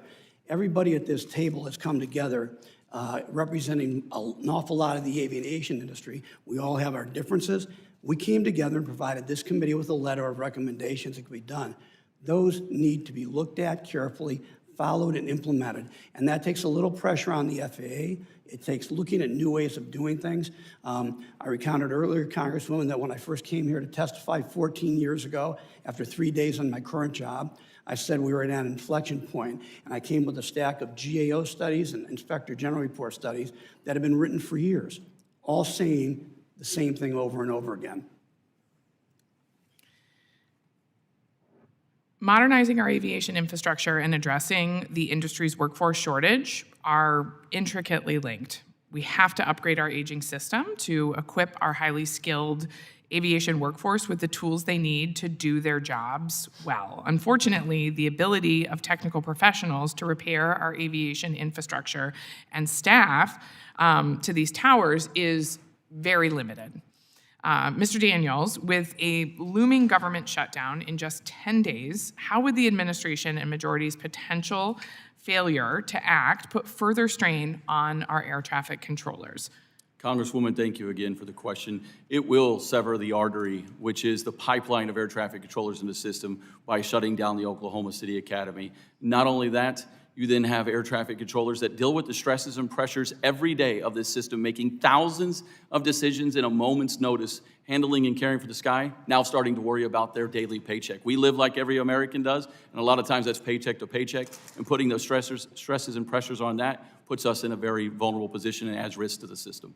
Yeah, I hear you. Thank you. I yield back. Thank you. I will now recognize myself for 5 minutes. Appreciate the panel being here and appreciate your testimony before our committee today. Mr. Daniels in particular wanted to appreciate your work and the work of your air traffic controllers and the job that you do keeping us safe. I spent time flying aircraft in the Army, worked, on one side of that equation, and always appreciated the air traffic controllers that kept us safe and kept us in the right direction to keep our airspace absolutely as safe as possible. I know that Mr. Massey had that graphic up on display, and I don't know if we can bring up just that screenshot that we left off on or not, if that would be difficult, but you could see in there the two icons representing the two aircraft. It said CA, and that was flashing on that screen. I was hoping you could give us a little bit of insight. Is to that a collision alert? Is that what was being flagged for the controller at that moment? Congressman, good morning to you. Yes, while I can't speak to specifics on the incident because we are a party to the NTSB investigation going on, that CA does stand for a conflict alert. Okay. And I fully appreciate we are not the NTSB. This is a legislative committee hearing. But as we understand that, can you walk me through a little bit about what that would look like, how frequent that is, and whether or not it is so often, in your experience, not specific to this incident, but in your experience, is that alert something that is so frequent that it can become cluttered for the workload for the air traffic controllers? Thank you, Congressman. Yes, many different airports have many complexities to them. Some of them are involved in areas where that goes off consistently and continuously. Look no further than Burbank Tower. When you go out there, there is always some level of a general aviation or a final going over the top of another airport with aircraft that were not working. So they can become nuisance alerts. We do have local safety committees that evaluate those alerts, engage, and find ways to ensure the safety of the flying public. Okay. Thank you. This next generation effort that is underway right now, would that lead to less, I don't want to call them erroneous alerts, but less nuisance alerts and more actual alerts that might draw the attention of air traffic control in more urgent fashion? Congressman, we embrace any new technologies that bring controllers awareness, enhances safety, and as long as we actually work with those persons creating and designing so we don't waste the taxpayers' money when bringing us a product that actually doesn't suit our needs. Okay. Would the ADSB full integration assist with that or not? Congressman, as far as the technical expertise on the ADSB portions of it, I would have to get back to you seeing what the impacts would it be in the context that you're putting it in. Okay, thank you. And then Mr. Sparrow, a question for you. Can you walk us through a little bit of the TCAS system, how that works? And I know it's cockpit to cockpit and, maybe the safety track record on that and some of what that has involved. Thank you for the question, Congressman. So TCAS is not a system that our technicians maintain. That's something that the airlines handle themselves. Okay. Does anybody on the panel have expertise with TCAS at all that can opine on that?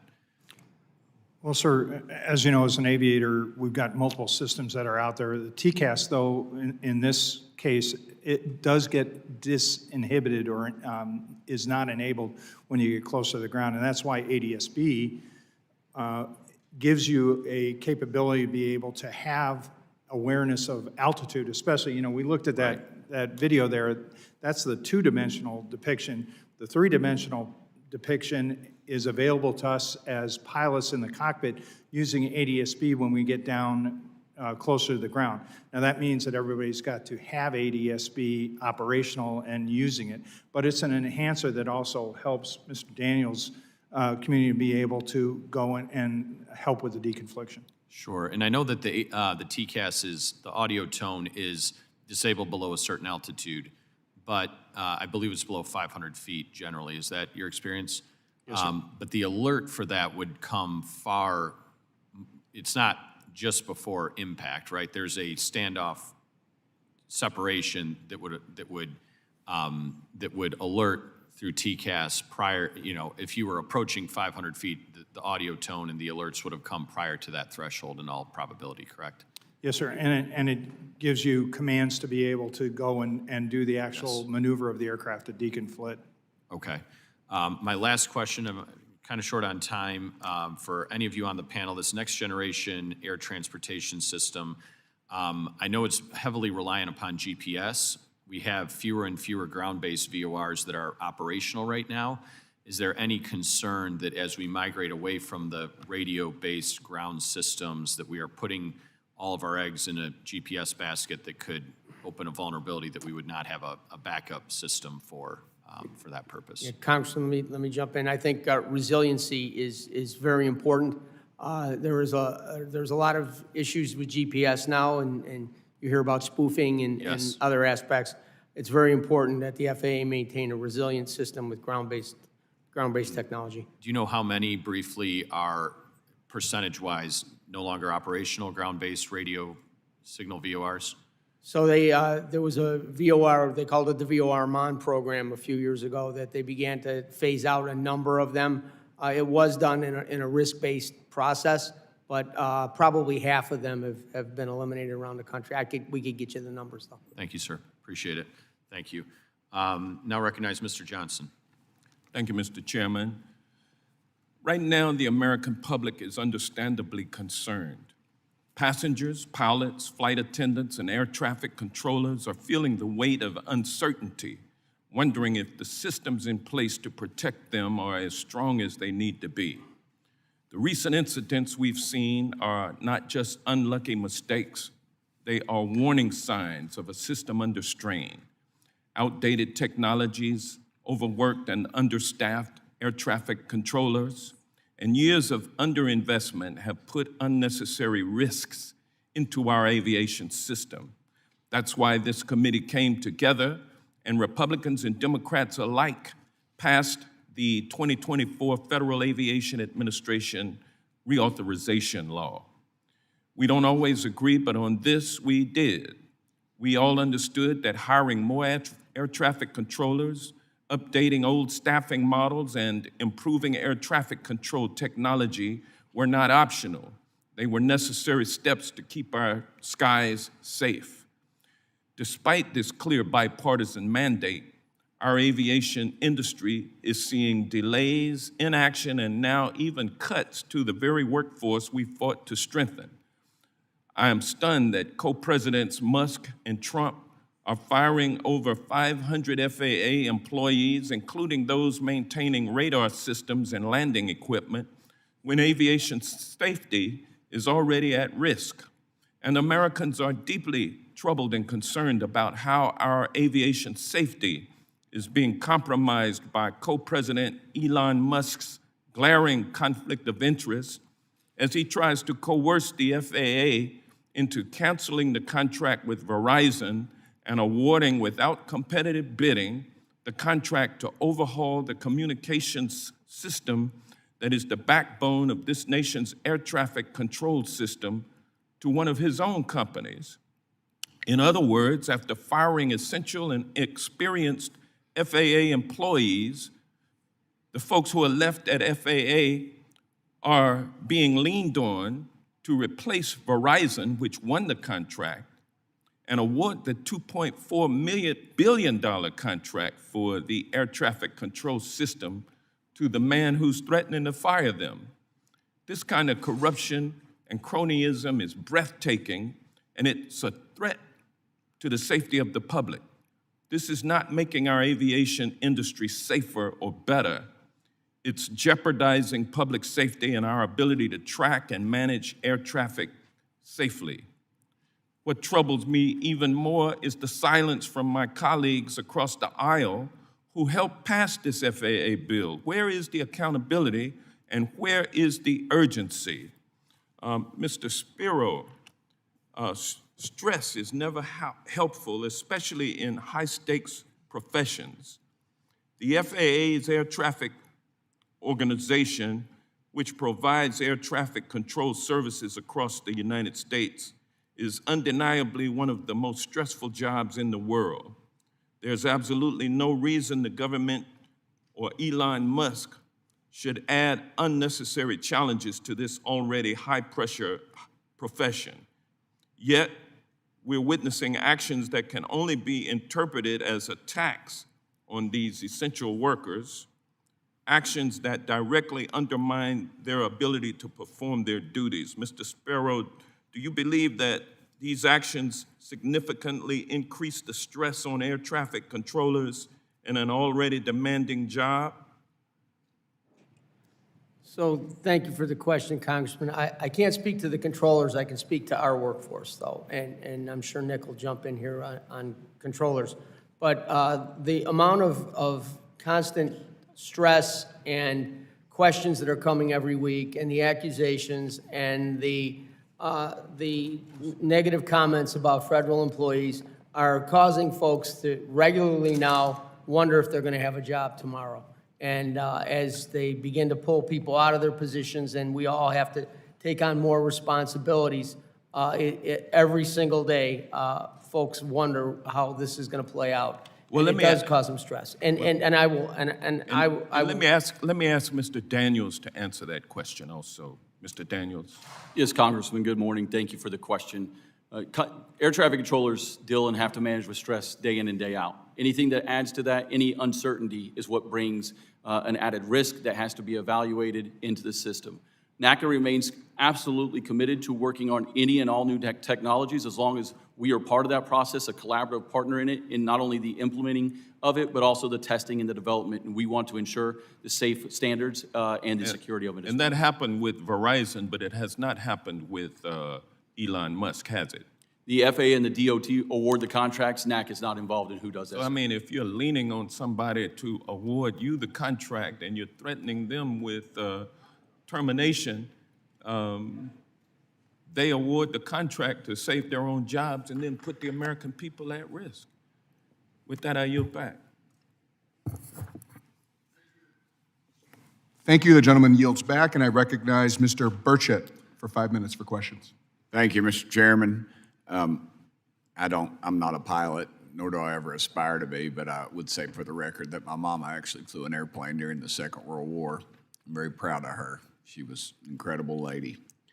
And if she were to walk in right now, I would probably think I was in trouble for something, which I probably would have been. But anyway, I know we have 17 critical air traffic control systems that are classified as unsustainable. And we've got a timeline for replacement somewhere between 6 to 13 years. And what is the FAA doing to prioritize and mitigate the risks during that period of time? We can just go down the line real quick. I only got 5 minutes, and I'm not going to give a speech.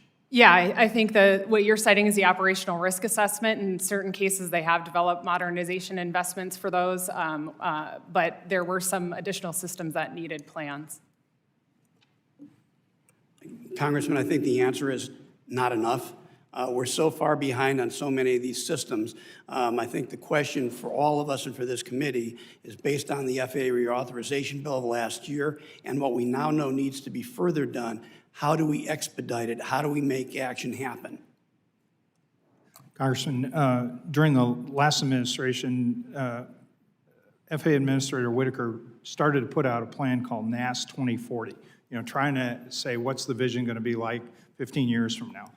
And before it even got started, we in industry asked, okay, has there been a study about how many facilities we really need, which then would set your modernization priorities out there. And again, we don't have to do it tomorrow. We would have a logical plan. It just never got going. It just keeps getting stalled. And that's why we hope that with what you told the FAA to do, working with us in industry, we can collectively come up with a plan, present it to you, the Congress, and say, okay, can we get going and execute?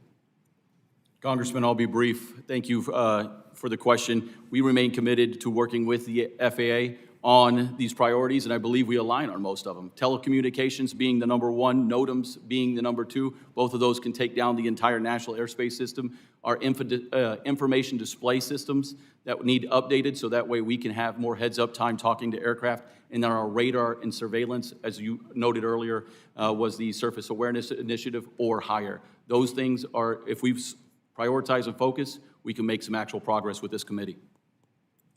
Congressman, thank you for the question. At this point right now, of those systems that we're talking about, the soonest implementation we would see of any of them is 2030, and many of them right now have no investment whatsoever. So we're at the moment still waiting. Thank you, Congressman. 92% of the F&E budget that the FAA gets is spent on the legacy system, the antiquated system from the 1980s and 1990s. Say that again, how much? 92% of their F&E budget is spent on that. 8% is spent on modernization. So given the fact that their procurement process and their acquisition management system is broken, they're not doing a lot to modernize this system at this time. We'll start at this end and go the other way. But are the legacy systems more susceptible to cybersecurity threats? And I'm wondering because sometimes we find out that they're so antiquated that nobody has the ability to crack into them. It's kind of like when we thought we'd get a MiG jet during the Korean War, and we got one, and it turned out it was just a tin tube with actually, it was tube types, and I mean, it was pretty antiquated. Go ahead. The legacy system is very antiquated. And that's one of the main reasons why modernization is so hard, because if you take a modern piece of equipment and try to bring it into the national airspace system, you have to dumb it down so it can deal with this legacy equipment. We experienced that when we put the en route modernization project together. We actually had to make it parallel the host computer so that we can roll it across the country. Mr. Spiro. Some of the legacy systems that we're talking about out there right now are dependent, the changes are going to be dependent upon the new fiber, the new Federal Enterprise Network System FENS, and the implementation of that. That is some of the backbone that Mr. Rinaldi's talking about that has to be interfaced. But many of these legacy systems right now they're operational, but we can't sustain the parts for them anymore, and that's the big problem. Thank you. Thank you, Mr. Chairman. I'm out of time. Appreciate you. Thank you. The gentleman yields back, and I recognize Mr. Carson for 5 minutes for questions. Thank you very much, Chairman. After the horrific mid-air collision at DCA and the tragic loss of 67 lives, including my constituent Asra Hussein, I believe it's past time for us to fix the problem of heavy military helicopter traffic around Washington National, which is one of the busiest runways in the country, we all know. I am relieved that there's a pause right now on military traffic, but I'm also interested in learning if you all agree that changes should be made permanently. I want our military aviators to get all the hands-on training possible, but not during the rush hour. My question is, do you think permanently changing the air traffic patterns at DCA would improve safety overall, or is this a one-off? Congressman, as our testimony from Airlines for America indicates, we support permanently suspending those helicopter flights around DCA with certain exceptions, and that would be physical or medical emergency and military. We also think that helicopter routes around other major airports that are busy should be reevaluated and looked at for permanent change. Congressman, again, thank you for the question. It is imperative that we remember that we have safety processes in place today, and we have a local safety council that deals with these critical issues, not only just at DCA, but across the entire national airspace system. And that is why it's imperative that the FAA and NATCA continue to work so that way we can make that determination at the local level of what the safest approach is rather than rote mandates or anything else. Right after that accident was that team going into effect, working together to implement change in temporary procedures because we had this process in place. Yes, sir. Congressman, that area where the accident happened on January 29th It's a known conflict area. It's been a known conflict area for years. The FAA should look at these known conflict areas and deconflict them so we don't have to worry about that situation again. Thank you. Also, in terms of transitions from the military, what more should we be thinking about in terms of opportunities from military aviation and aviation maintenance expertise that could play a role in addressing the civilian aviation workforce issues that we're all facing now? And what improvements in current practices or programs could be helpful?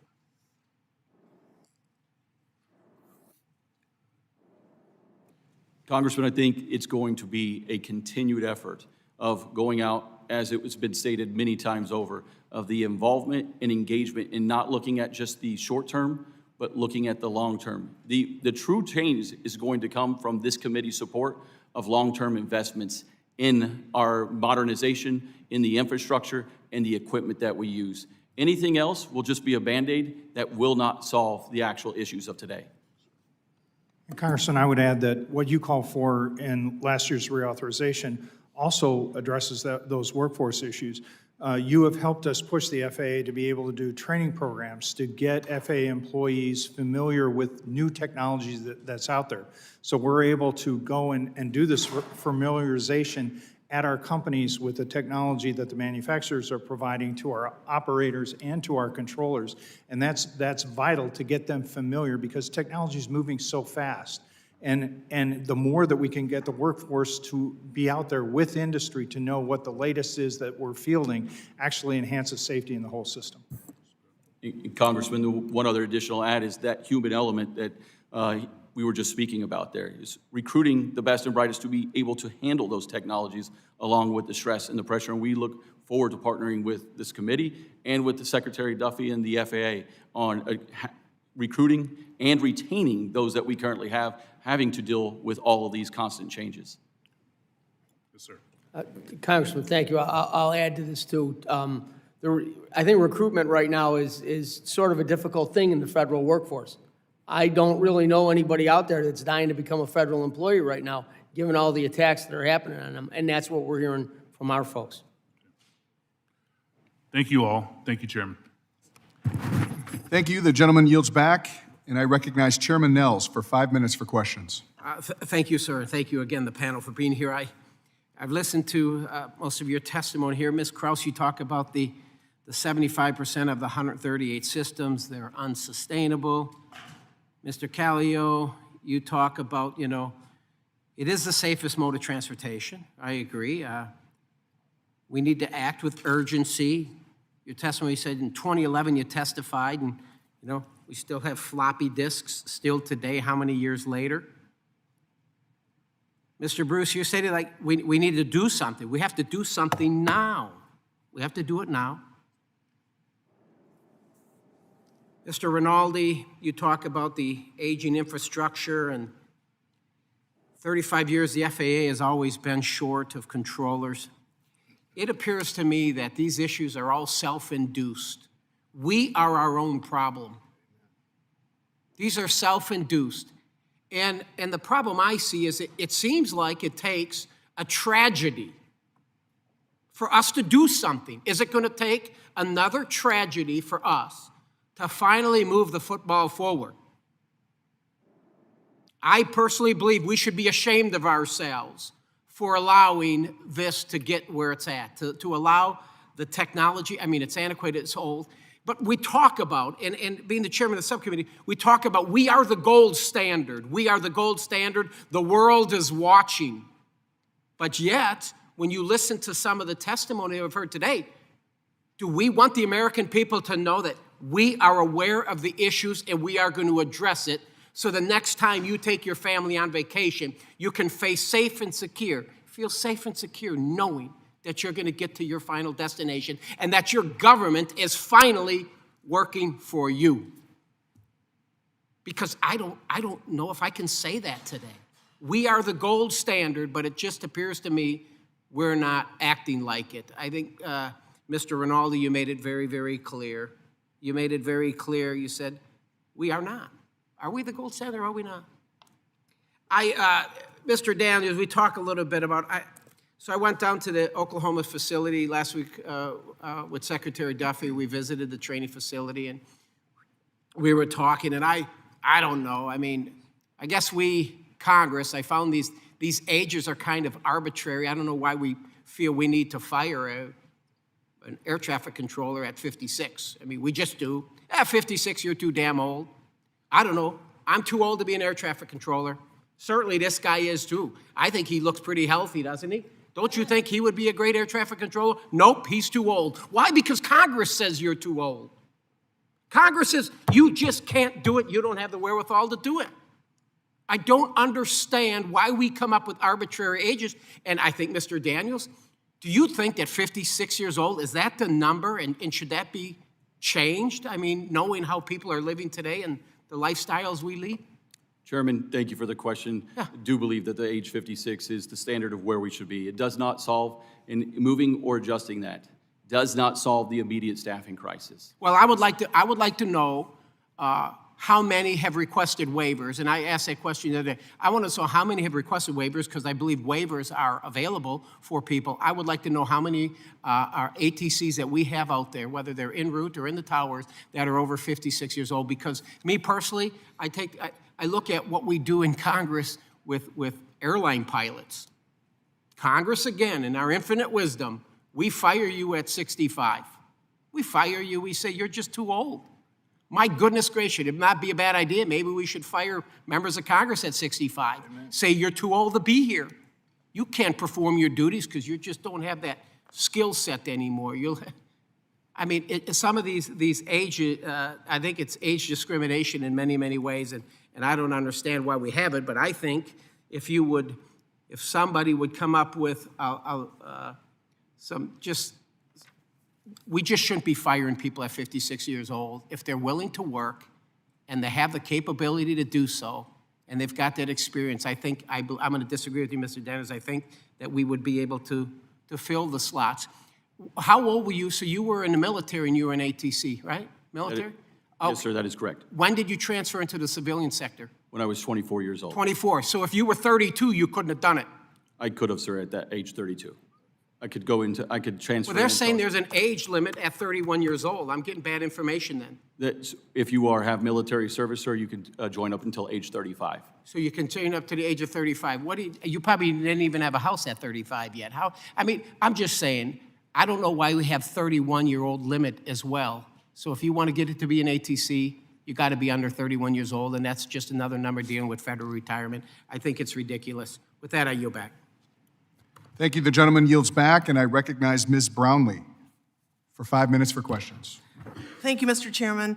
Mr. Chairman, I ask for unanimous consent to enter the following into the record: a February 14th letter from T&I Democrats to Transportation Secretary Duffy urging the swift implementation of the 2024 FAA reauthorization law, a letter from the Airline Pilots Association to this committee, a letter from the Association of Professional Flight Attendants to congressional leadership, a statement from the Association of Uncrewed Vehicle Systems International, and finally, a letter from the Association of Flight Attendants, CWA, to this subcommittee.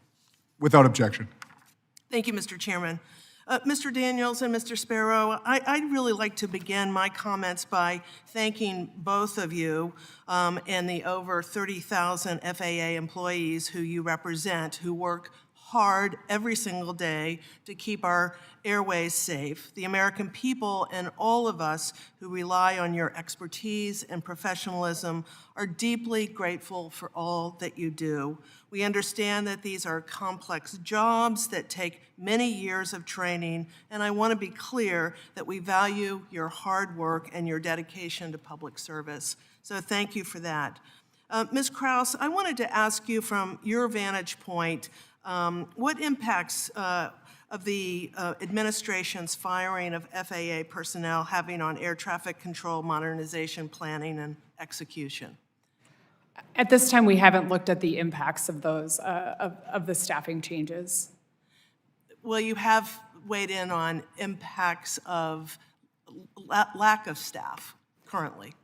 Yeah, I mean, I think when we've looked at ATC modernization, when it comes to especially some of the legacy systems and aging systems, I mean, one of the big challenges is not just spare parts, but also having those knowledgeable technicians in place to be able to maintain those systems. So that's certainly a challenge.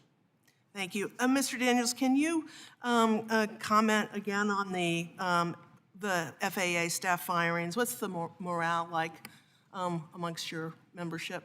Thank you, Congresswoman. As far as the air traffic controllers go, it is the stress and the pressures ever since the accident and the regular stresses that we go through. Now, the other aviation safety professionals that we represent are absolutely worried about, what they hear of what's called risks or reductions in workforces, as well as the probationary hirings.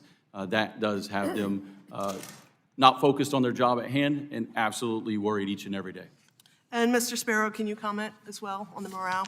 And thank you for your comments about our workforce. It's greatly appreciated. I certainly can. There are several job series out there. We'll talk about maintenance mechanics for a moment. The sustainment of the current national airspace system depends partly on the physical infrastructure. A lot of these maintenance mechanics are skilled tradespeople that the FAA hires. They're not unskilled people. They bring them in. They bring in a variety of different trades, including electrical expertise. So they're responsible for helping us restore some of these buildings and bringing them back up to the state that they need to be in, and until they can obviously be replaced.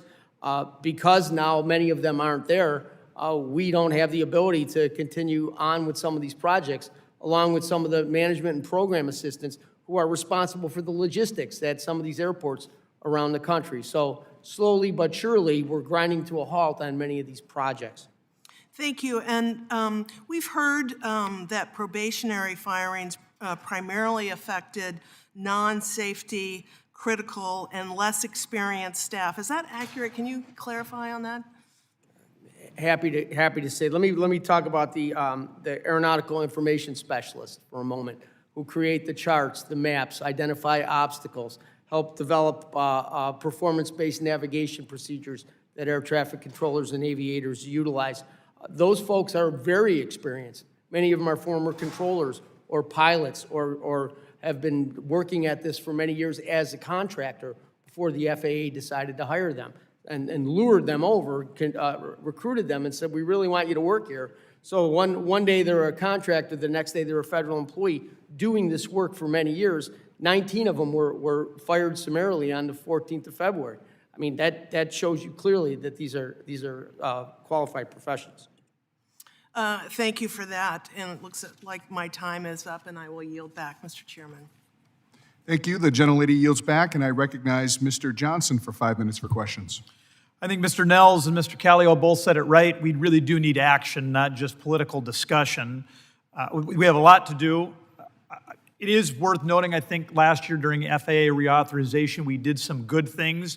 Clearly, DOGE has put a lot of American attention on making sure that taxpayer dollars are invested in the right things. We did some of that in FAA reauthorization. We said that we need to prioritize the replacement of federally owned towers that are more than 50 years old.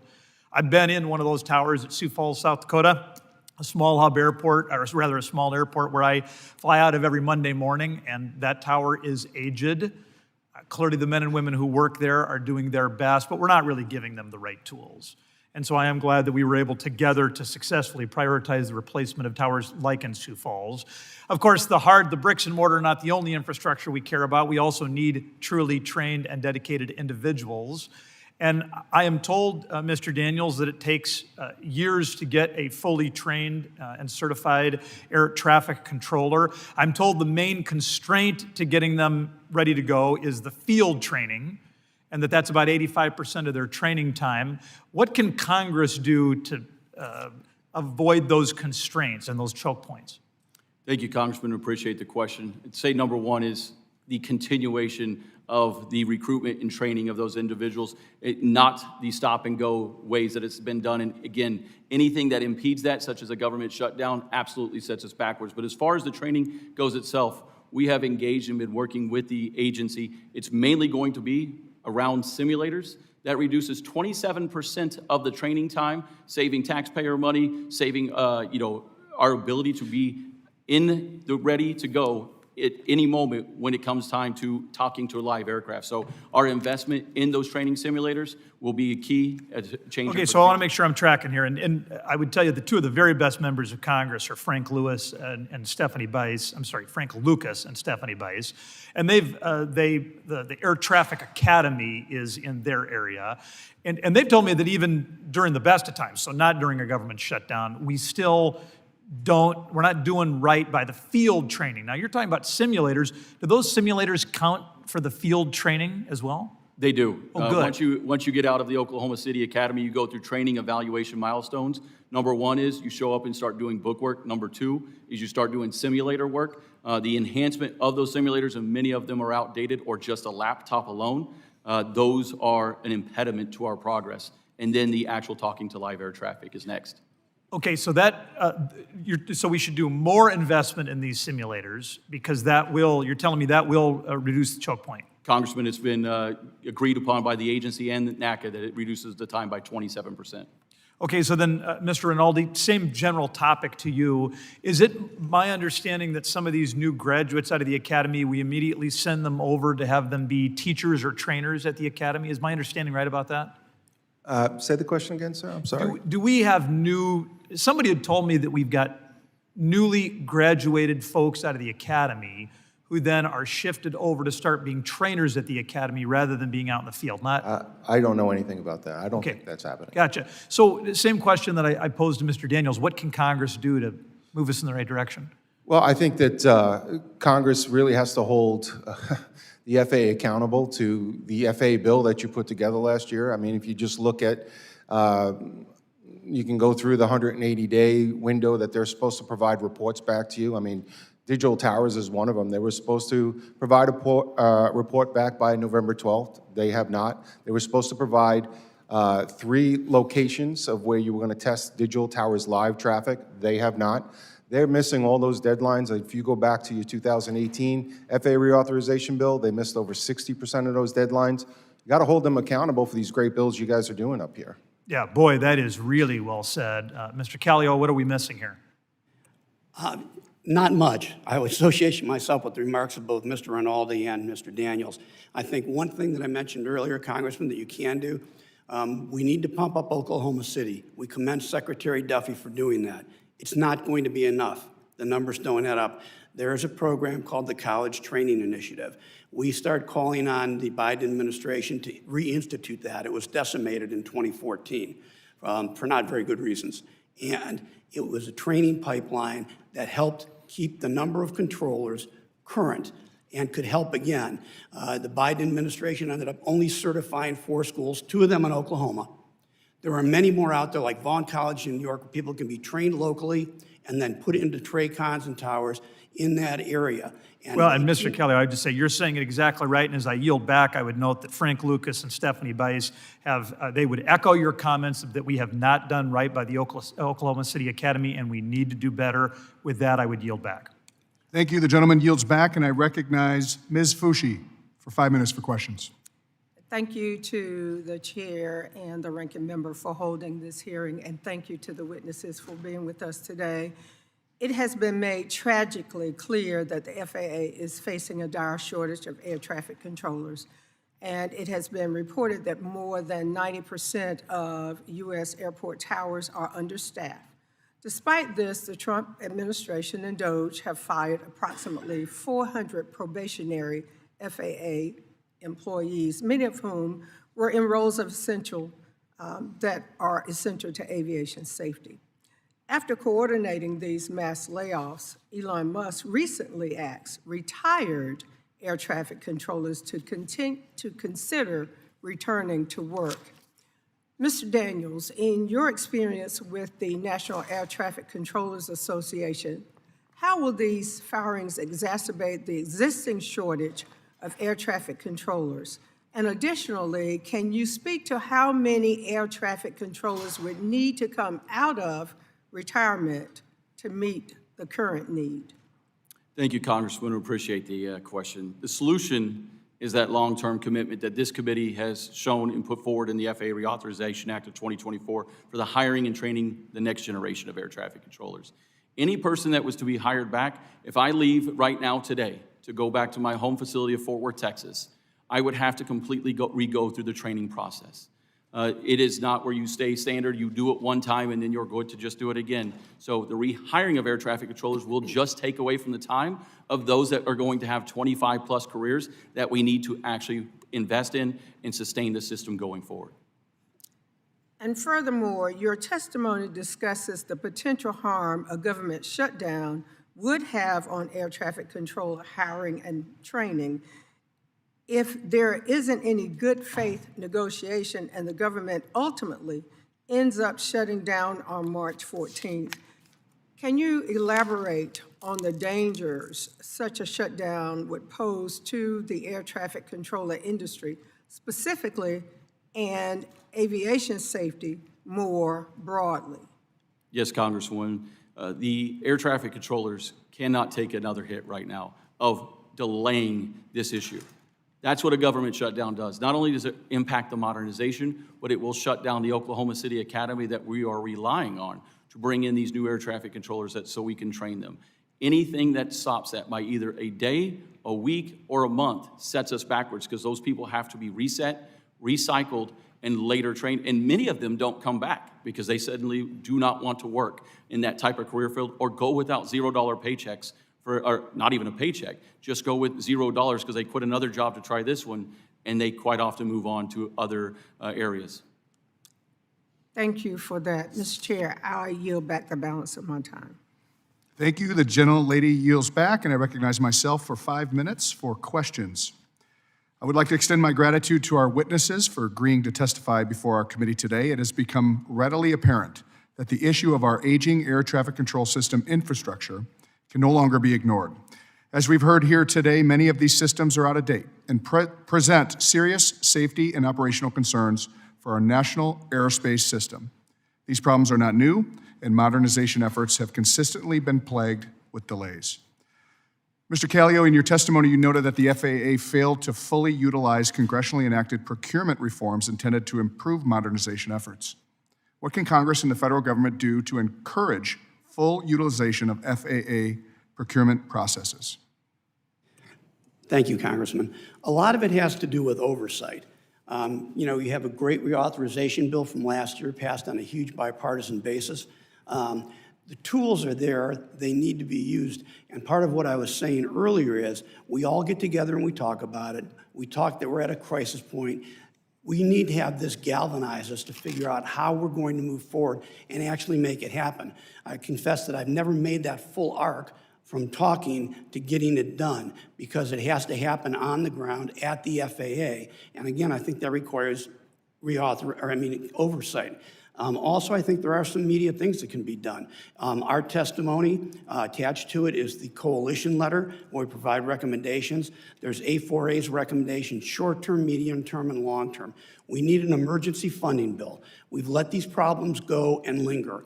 And I think Mr. Rinaldi pointed out that 92% of the F&E budget goes to patching these old systems together.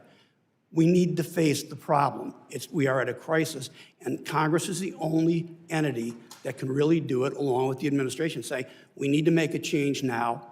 We're not going to let Office of Management and Budget, we need to figure out, we need to do this as an investment, not only for people, but for our economy. Thank you. Mr. Bunce, you elaborate on how funding that has previously been used for the modernization of existing infrastructure has failed to provide a reliable source of funding to address this aging infrastructure. Could you expand on that? Yes, sir. If you look at the way we are not able to use the trust fund, and we go year, and then we stop, and then go another year and another year. So we don't have that multi-year procurement or capital funding that any business would do to be able to modernize. So obviously, it's something that we have to work with the appropriators, but in our conversations, and I think all of us with conversation with the appropriators, they're also very willing to work with this committee to be able to say, okay, is there a different way to use it?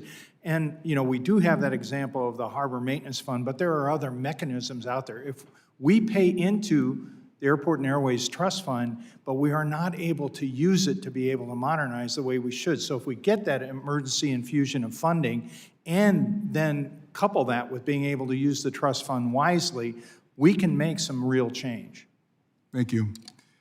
And then finally, for Mr. Daniels, what do you view as the primary cause of low staffing levels in air traffic control towers? And what can the FAA do to address this for short-term and long-term? Thank you, Chairman, for the question.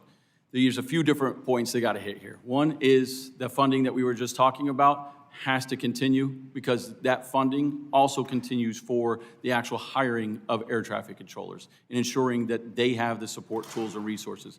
Number two is we agree with Secretary Duffy on that we must recruit the best and the brightest. That's going to be partnering and sitting down and engaging in a negotiation with this agency on everything from pay, benefits, and the stressors and pressures of the system as well. And then lastly, it's going to make sure that we invest in Oklahoma City to continue not only the maximum throughput, but increase that throughput at the actual training facility itself. All right, thank you. And with that, I yield back. I'd like to recognize Ms. Poe for 5 minutes for questions. Thank you, Mr. Chairman, and thank you to our ranking member for holding this hearing at a very critical time for aviation safety in America. The airspace around the New York City metro area, which includes my district, is the most crowded and complex in the entire country. Yet, despite this, the New York Regional Air Traffic Facility has not been spared from air traffic controller safety staffing problems. This is a major safety concern with serious consequences. We saw those consequences early last year when there was a near collision at Kennedy Airport. Within our congested airspace, we can also find a constant stream of helicopter traffic, many of which are non-essential air tours. I am anxious to work with the committee to identify ways to improve safety and restore confidence to the flying public. There are a few areas more important for us to focus on. We are in desperate need of air traffic controllers in this country. In recent years, we have barely hired more controllers than we have actually lost. Mr. Daniels, why does it take so long for someone to become fully certified as an air traffic controller? How can we improve the pipeline of future air traffic controllers to meet our growing needs? This is something that we really need to address, and we need to find ways to do it, and need to do it now. What say you? Yeah, Congresswoman, thank you for the opportunity to clarify what many people don't know. We're 3,600 certified professional controllers short today. You cannot hire 3,600 people to go in and start working in a facility. It takes years of training. It takes you roughly between 2 to 3 years from the time you're hired, and that's just passing the initial qualifications. We go through multiple training evaluation milestones. We go to an Oklahoma City academy. If you don't meet the standard, you're removed as an air traffic controller. You then get assigned to a facility. Maybe in your hometown, it could be completely across the country. You then go and start with simulation training and bookwork. If you don't meet the standard, you're removed as an air traffic controller. You then begin talking to aircraft. And if you don't meet the standard, you're removed from being an air traffic controller. We do this to ensure that when it's critical, it's needed the most, that your life is in our hands, that you have all the training and expertise to rely on, and you do not have to worry what evaluation that we've gone to. You know we meet the high standard that we demand and that we ensure everyone that we work with meets. Thank you. Thank you for your response. But, you know, we are living at a time where there is so much stress going on all around the country. And this is certainly true for our air traffic control employees.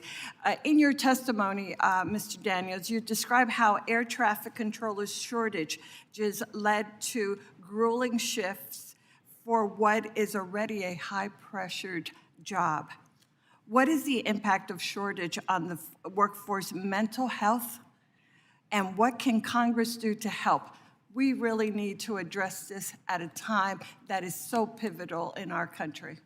Congresswoman, we appreciate it. We look forward to engaging. The stresses and pressures of this job that normally exist are incredible. That is the reason that we have to continue recruiting the best and the brightest, that we have to continue incentivizing not only those to come into this career field, but to remain in this career field, because we're working 6-day work weeks, 60 hours in that week. Any person that goes out and lives a regular life that only has 4 days off in a month knows that they're going to, at some point, either break, want to walk away from. And yes, we have a medical system that does not meet the standards of today, as in getting help that each and every person needs. It is archaic. It needs to be reviewed. There are ARC recommendations that we look forward to working with the agency on to implement and bring our controllers' standards up to, for us to address our mental health issues while going through all of this. Thank you so very much. I look forward to working with you on that as well. Thank you, Mr. Chairman. I yield back. Thank you. The gentlelady yields back, and I recognize Mr. Begich for 5 minutes for questions. Thank you. Question from Mr. Rinaldi. We recently experienced tragedy in Alaska with an airline flight from Unalakleet that crashed outside of Nome. It was a reminder of Alaska's unique, challenging operating environment. As you know, Alaska is extremely remote in comparison to the lower 48. And Alaska has the highest per capita air accident rates of any state in the nation. What changes in process or technology do you believe would improve aviation safety in remote regions of the nation like Alaska? Thank you, sir. Thank you for the question. Yes, aviation is the #1 mode of transportation in Alaska, and it's unique. You need to have the most modern equipment. You certainly should be utilizing space-based ADSB and all types of other tools to make sure to give the most accurate weather, certainly the most accurate situation that's going on there. Our hearts go out to the families and the people that were lost in that crash, but it happens a lot up there, and we need to enhance the safety of the system and really focus on it. Thank you very much. You mentioned a statistic, 92% of federal funding that's going to support technology is going to maintain existing technology, and we heard as well that so much of that technology is aged out that it's not even able to be maintained any longer. Can you just expand for just one minute on the importance of investing in aviation technology modernization and why that's so important?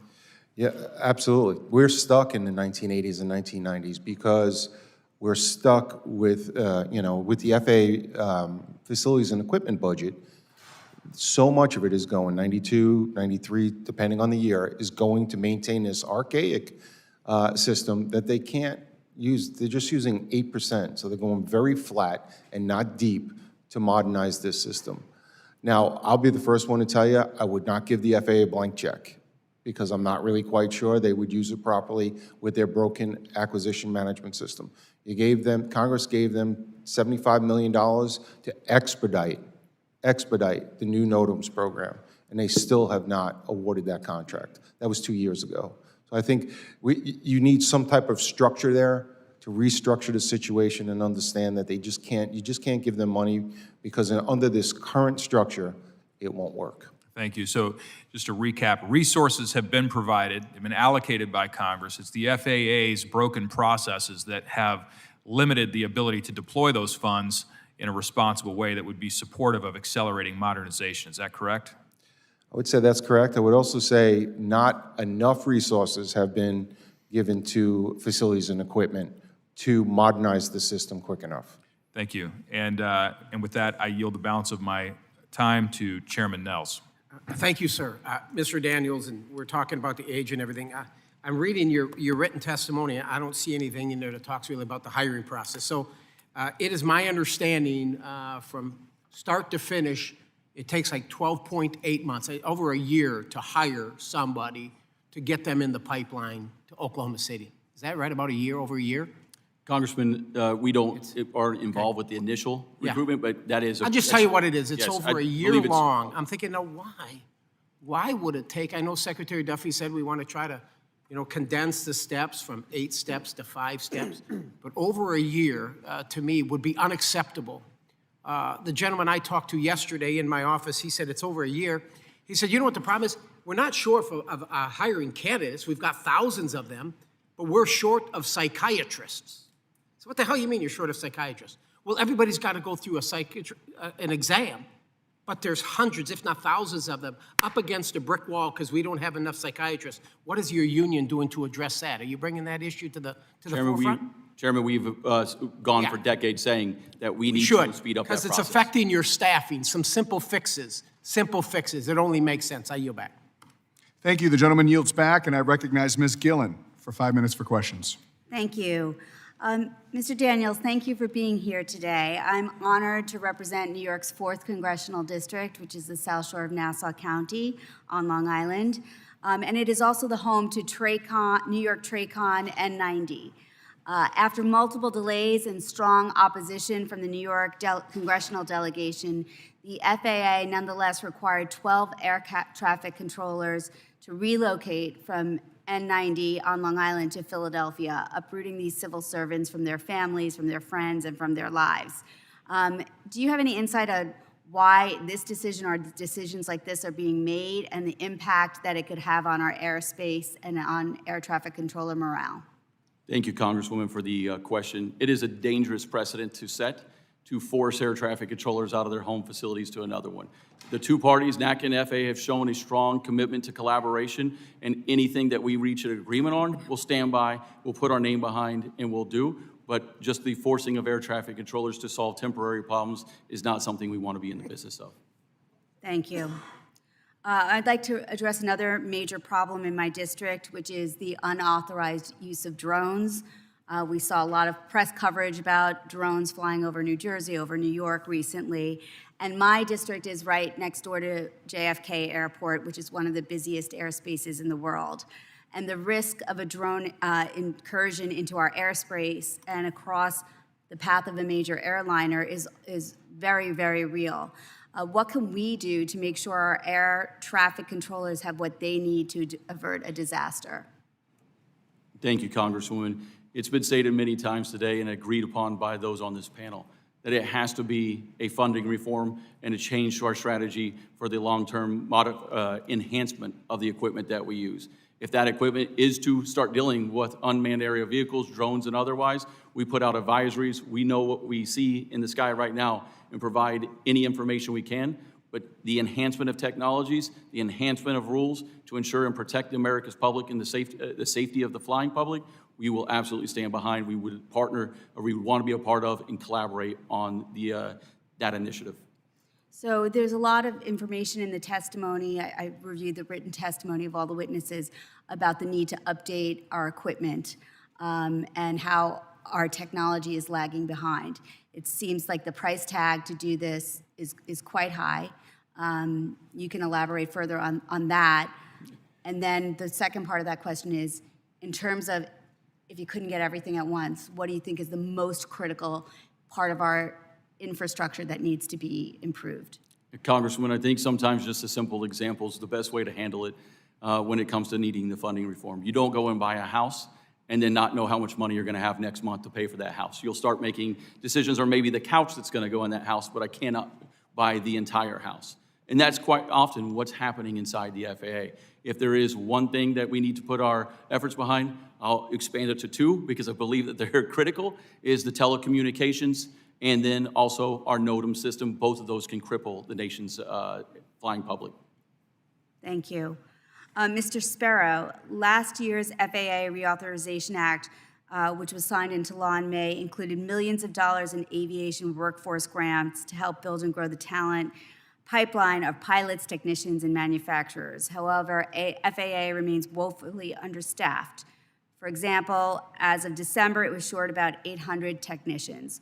What else should Congress do to help recruit and maintain a skilled aviation workforce? Congresswoman, thank you for the question. When it comes to our airway transportation system specialist workforce, right now, about 36% of them are over the age of 55 years old. So they're coming on to retirement very soon. We have asked the FAA to create a workforce plan that addresses what they're going to do with this workforce going forward in the future.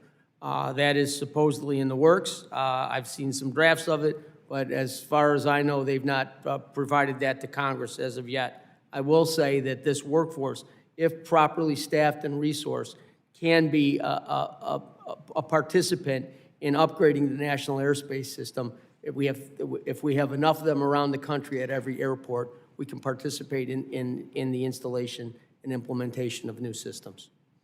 Thank you, sir. Mr. Daniels, Transportation Secretary Sean Duffy announced last week that he intends to supercharge air traffic controller hiring at the FAA, including by raising starting salaries and streamlining the hiring process. What impact will this announcement have, and what should the administration be doing to fill the workforce shortage? We look forward to working with Secretary Duffy on our current workforce and recruiting those in. We need to engage in talking about the pay and benefits associated with this job because of the stresses and pressures and what we're under. We need to retain the air traffic controllers that we have today. Thank you.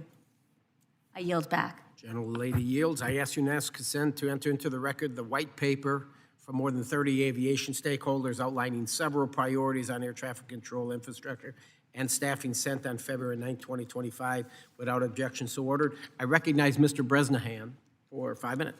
Thank you, Mr. Chairman, and thank you all for taking time to come out here and testify in front of the subcommittee. Something that we've been hearing a lot more of is the conversations relating to ADSB. And I am a licensed helicopter pilot, so obviously my heartfelt feelings towards the DCA tragedy and really where the terminology, something that we frequently reference in the world of aviation, but something that gives me the agita when I'm flying is not every aircraft is equipped with ADSB. And my first question would be to Mr. Bunce about where do you see the technology moving with third-party applications, and how can we in Congress try to ensure that every aircraft is equipped with ADS in and out technology? Yes, sir. As you know, when we initially made the mandate out there, it was what we consider in the veil. So basically underneath really busy airports, Class B, Class C airspaces we classify. Once you get beyond that, then it's not a requirement. But if you think about where we're going as a nation, we as an aviation nation, we're employing advanced air mobility, but also drones out there. One of the impediments to the beyond visual line of sight rule that is stalled right now is because we don't have a way to deconflict, especially with helicopters that are flying down low below 400 feet with those drones. But our drones now are equipping with technology to be able to detect that ADSB signal, and NASA is actually taking on an effort to see if we can field very low-cost systems that we already put out in sailplanes, and if that signal is strong enough to be able to allow the drone, which you can't see with your eyes, to be able to avoid us. You know, those drones, it's a big deal. We saw in California that drone impact of that water bomber out there, and it's only a matter of time where we're gonna have a significant mid-air collision with a drone that can take down an aircraft, especially if it hits in the windscreen. So this is I'm glad you brought it up, because this is a really important priority that we look at expanding that technology. You nailed it. And I mean, drones very frequently, helicopters are flying 400 or 500 feet AGL, and a drone gets into a rotor system, it's going to be a bad day for everyone. Which kind of catapults into my secondary question. I did a lot of my training in G airspace, very rural areas, but you still have the deconflicting element with military aircraft. Just this weekend, when I was flying and preparing to return, there was military aircraft performing training operation that was not broadcasting. I grew up and flew very close to Fort Indiantown Gap, and oftentimes, unless that military aircraft is communicating on your local frequency, and you may then try to reference some kind of, a ForeFlight or a Garmin-like application to try to get visual orientation as to where they may be. Is there any conversations, and perhaps this could be for Mr. Daniels as well, is there any conversations about forcing or mandating military aircraft to start broadcasting? Well, for national security purposes, we obviously want our military aircraft to be able to turn it off when they need to, because we don't want them to be tracked. But, you know, in the case that we all saw here in DCA, if there wasn't a national security imperative to have ADSB off, hopefully, you know, no military aircraft would turn that off. And again, it's such a safety enhancer to be able to be out there, see it electronically, and then train your eyes to where you need to be able to look. So I think not only that, but also in this day and age, we should be able, when the military flies, to be able to transmit to all of Mr. Daniels' workforce advisories to let us know that there are military aircraft out there and be on the lookout.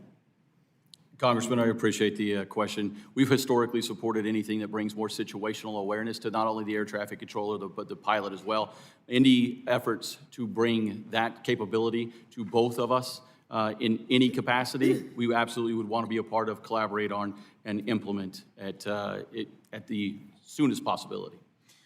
I think when you're flying in helicopters, traditionally flying a lot lower to the ground, and you know this specifically just happened to me just this last weekend. You could see other aircraft, even if it is displaying on ADSB, something that's 2 miles out or a mile out is literally a speck. And when you don't see it and you hear that call when it's too late, if that person just happens to broadcast on the frequency as they're transitioning through a specific airspace, it certainly is always something that's in my scope of concern. So very excited to hear that there's some movement here, and please let us know if we can be helpful with that. Chairman, I yield back. Gentleman yields. I now recognize Ms. Norton for 5 minutes. Thank you, Chairman Nehls and Ranking Member Cohen, for holding this important hearing. In addition to the tragic collision near DCA in my district earlier this year, there have been several recent misses at and near airports around the country. The tragic collision and the near misses are a stark reminder of the critical role of our air traffic control systems and the workers who operate and maintain them. The National Capital Region has the most restricted airspace in the nation, but the airspace near DCA is among the most congested. Mr. Callio, I agree with your safety recommendations to require all aircraft near airports to use ADSB transponders. In 2023, I wrote to the Department of Defense inquiring about its use of ADSB transponders in the National Capital Region. DOD said, and here I'm quoting, due to the sensitive nature of their missions supporting the movement of very important persons in and around DCR, the Army Aviation Brigade at Fort Belvoir, WAW, and Marine Helicopter Squadron 1 execute 100% of their missions with ADSB off, end quote. Following the collision at DCA, I received reports from DOD. I received reports that DOD was asserting that ADSB responders are enabled on DOD helicopter flights in the National Capital Region. So I sent another letter asking DOD to clarify its policy and practice on the use of ADSB responders. I have yet to receive a response. Mr. Callio, to protect aviation safety, should DOD require helicopter flights near DCA to use ADSB? Congresswoman, We are on the record as supporting the permanent suspension of helicopter traffic unless it's an emergency, military, or medical around DCA. In terms of ADSB, I don't think that our testimony addressed that, and I would leave that to one of our experts on the panel here. Thank you. Mr. Spiro, the Trump administration has recently fired hundreds of employees at the FAA at a time when our aviation safety workforce is critically understaffed. What actions can Congress take to protect and increase the aviation safety workforce at the FAA? Congressman, thank you for the question. Well, to begin with, I think Congress has already taken those actions. They've given the FAA the ability to make their own staffing decisions. Under Title 49, 40122, they exempted FAA from the provisions of Title 5, effectively to give them the ability to make staffing decisions on their own. What happened over at FAA about 2 weeks ago was that they were told summarily get rid of some probationary employees to cut the federal workforce. So despite what Congress has already done, the FAA now was put in a position that they were required by the administration to cut these employees. Thank you, Mr. Spiro, and I yield back. Gentlelady yields. I now recognize Mr. Shreve for 5 minutes. Thank you, Mr. Chairman. I appreciate the testimony of our witnesses today and just wanted to take a moment again to acknowledge the loss of so many of our citizens going into DCA last month. I represent Indiana 6th District. That includes the IND airport. We've got FedEx's second largest air hub operation in the district. And two air traffic control related questions that are germane to the district that I represent. We are nearing the end of a massive rebuild of the freight dedicated runway for Federal Express out at IND. It's 5L. When you take one of the two main runways out of operation at a facility like that, how does our current air traffic control system hold up to the stressors of taking that much capacity online for a couple of years? I don't know if this question is best directed to maybe Mr. Rinaldi or Mr. Daniels. Congressman, I appreciate the question. I'll start out with, there is modernization across, a multitude of airports, but anytime that you take a part of our pavement, equipment, or a runway itself, it strains capacity. We begin putting in either different restrictions if they're necessary. We start lowering what we call the airport rate, where they may be able to land 64 aircraft in an hour. We may now have to do 32. Those are the different ways that we begin handling it, and then we put in traffic management initiatives across the country to ensure the safe and orderly flow of traffic to that sector. Sometimes it works, sometimes it doesn't, and then we recalibrate, reevaluate, and work from there. That would be the way in which the system responds to in this case, years-long challenge in capacity at a facility like IND. Indianapolis, the Metro, hosts several sort of major events, including the largest single-day sporting event in the country with the May running of the Indy 500 or the NCAA tournament play.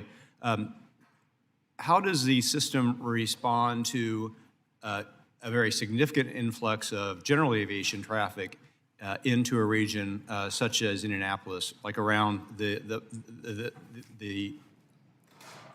Indy 500 each time? Thank you, Congressman. We quite often put in some level of a work group in advance of a major, sporting event or any major event across this country. We bring in all the stakeholders to that event, ensure that there is either some way or what we call a slot program associated with it, so that way, again, we can control the amount of airplanes landing or arriving at one time. And then we also put in any temporary flight restrictions in an area necessary to handle that. And now when it's not known, that's what makes it even more difficult, because if there's a great fly-in of general aviation that was not pre-coordinated with us, controllers take on that stress and that pressure day in and day out to try and ensure that every aircraft can get to the destination that they're looking for. Is there a program that exists nationally to deal with those very short-term spikes that other host cities or regions would have the opportunity to contend with, as Indianapolis does from time to time? Congressman, that's correct. We quite often share the good practices between the different facilities, from the Super Bowl to the Final Four to an Indianapolis 500. We use the same principles at multiple airports. The constraints are the cities and the traffic around them. It's going to be much different in DFW, obviously, than it is in New Orleans, Louisiana. Yeah, very helpful. I appreciate that, Mr. Chairman. I yield back. Gentleman yields. I now recognize Ms. Titus. 5 minutes. Thank you, Mr. Chairman. I'm like everyone here. Our sympathy goes out to those who were lost in that recent accident. I represent a busy airport area, just like Washington, D.C., and Southern Nevada and Las Vegas. And the skies are very crowded there. As you know, we've got commercial airlines, we've got freight airlines, you've got general aviation. We're bringing people to Super Bowls and the Sphere and all of that. Got the helicopters that tour up and down the Strip and go out to the Grand Canyon, and add to that Nehls Air Force Base. You've got all of that. And you've got drones now being used from everything from wedding pictures to delivering drinks by the pool. I mean, it's a crowded airspace. And that's why this has always been an issue for me, having enough air traffic controllers so that it will be safe. And that's why I worked real hard in the FAA reauthorization bill to address this from several different angles.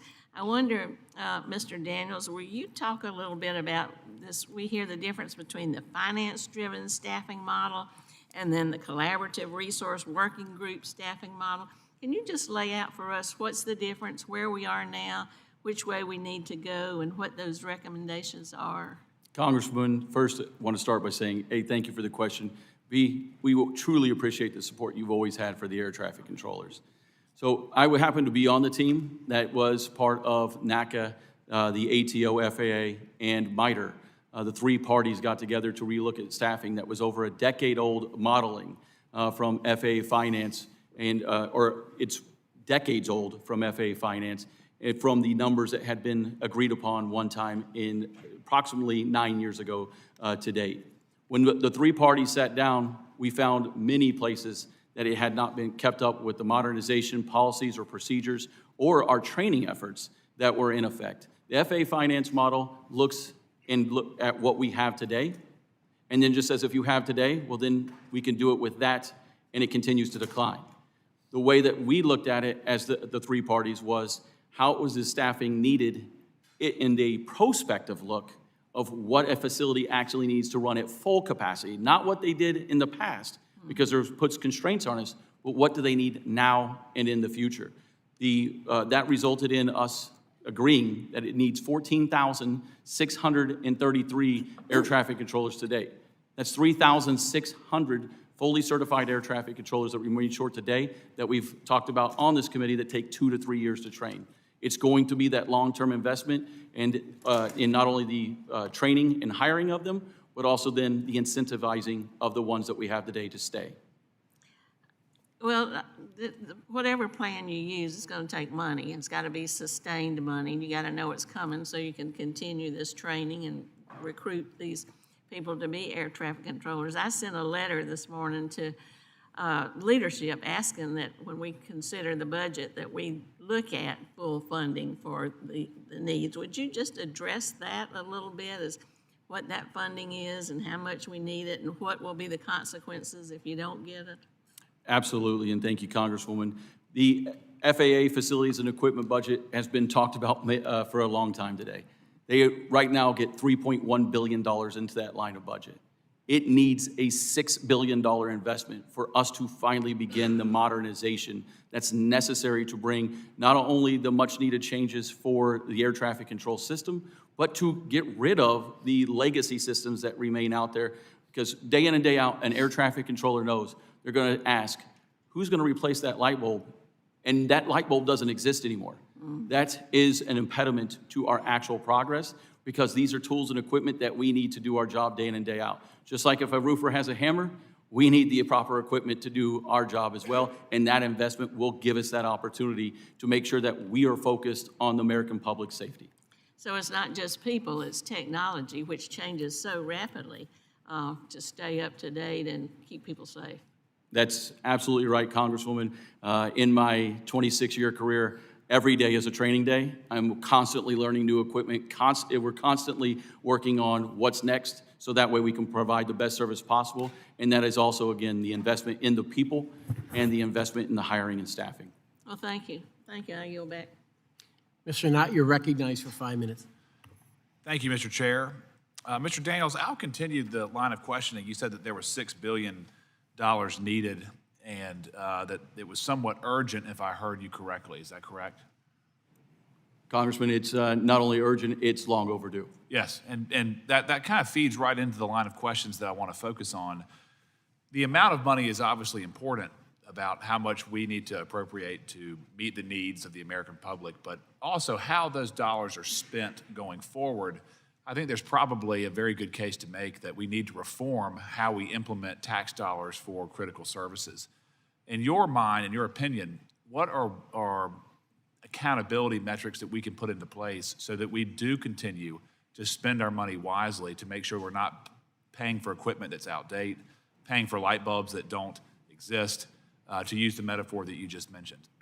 Congressman, I appreciate the opportunity to clarify the question. The actual way that we think that reform needs to happen is that budgetary reform that you speak of, is looking at the different metrics and measures, the Aviation Trust Fund being a part of it, but mainly all sitting down to come to a solution that allows for that long-term funding to occur. Because the lack of planning that we can do today is honestly the main crippling component of it. Why so can't any you- accountability put in place? Why can't you plan? Say that again, sir? You said your inability to plan for the future. Why can't you plan? Is it because of the budget? Is it because of bureaucracy? It's because from day to day, month to month, continuing resolution to continuing resolution, that funding either doesn't change, it's already being spent on something else, and it's not being put to modernizing as it's needed. Okay. Well, looking back, you said it's long overdue. Why? What are things that we can do in terms of air traffic control to assist air traffic control in making these needs known earlier, more urgently, so we don't find ourselves in this predicament going forward? Congressman, and thank you. NATCA has been advocating for at least 10 years on the very change that you speak of. Number one, it has to be in the realm of telecommunications. That is a major impediment to the system, and it's a safety risk. Not only that, then it would be the NOTAM system. The NOTAM system that provides information to pilots across the country, that would need to be invested in, corrected, and fixed, because again, it takes down the entire system when it's not up to date. And then get into the controller needs. That's going to be an information display system. Right now, an iPad has 10 times the amount of information than a controller does at our fingertips when we're controlling airplanes. It's antiquated, we're clicking on buttons and quite often not even being able to use it. And then the last one's going to be the investment in our surveillance or our radar, so we have surface awareness and we can be out looking out the windows or the planes instead of spending time looking for information. Is there a way, in your opinion, sir, to decentralize the bureaucratic mechanism that currently seems to exist? It seems like the air traffic controllers is very centralized, from the training to the equipment requests to procurement requests, whatever it may be. Is there a way to decentralize so that there is more efficiencies within the system?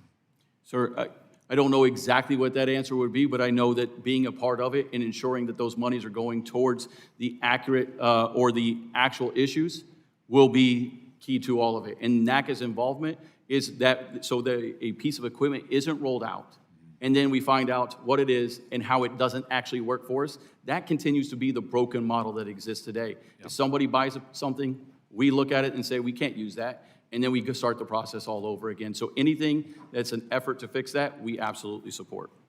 And then my last question, sir, how is air traffic controlling doing with recruiting new members, seeking careers in that field, training them, and then dispersing them to into that career?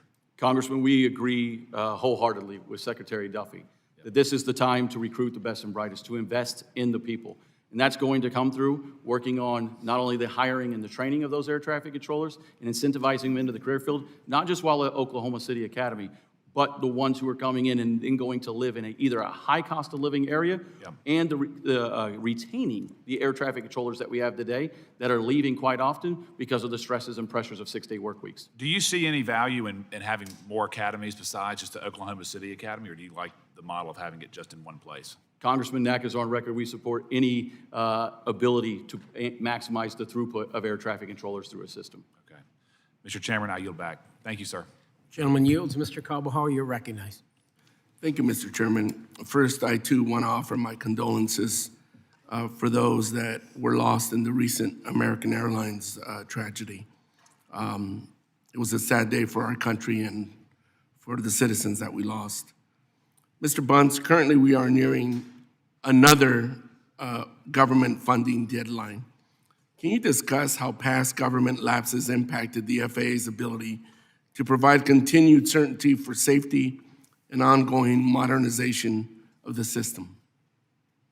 Yes, sir. Over time, we've all participated in this, and each time that we get ready to go into a potential shutdown, all of a sudden the FAA starts to prepare for that. So in my world, certification starts to stop. Communications, it really breaks down because the FAA starts to focus on that. And then if we do go into a shutdown, we've talked about all that happens within the system.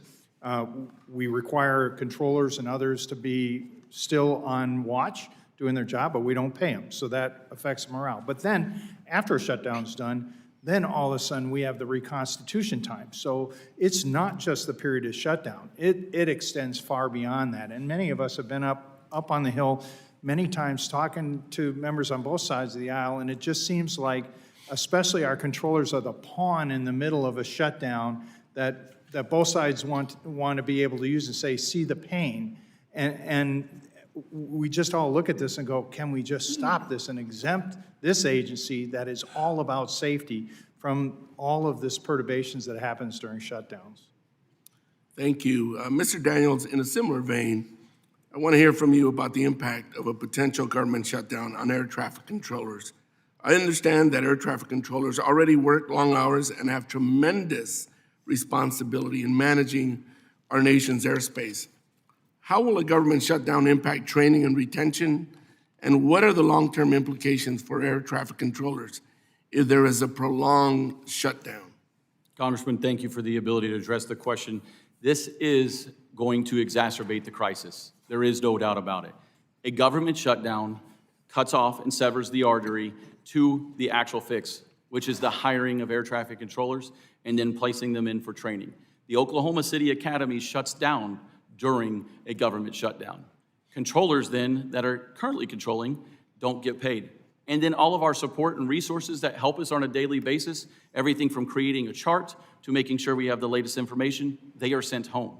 So it is just us keying a headset, talking to the aircraft, and there's no modernization, there is no new trainees coming in, and just a day shutdown puts us months behind. A 35-day shutdown put us 500 trainees behind, which was 25% of the new controllers coming into, or the new trainees coming into the system last year.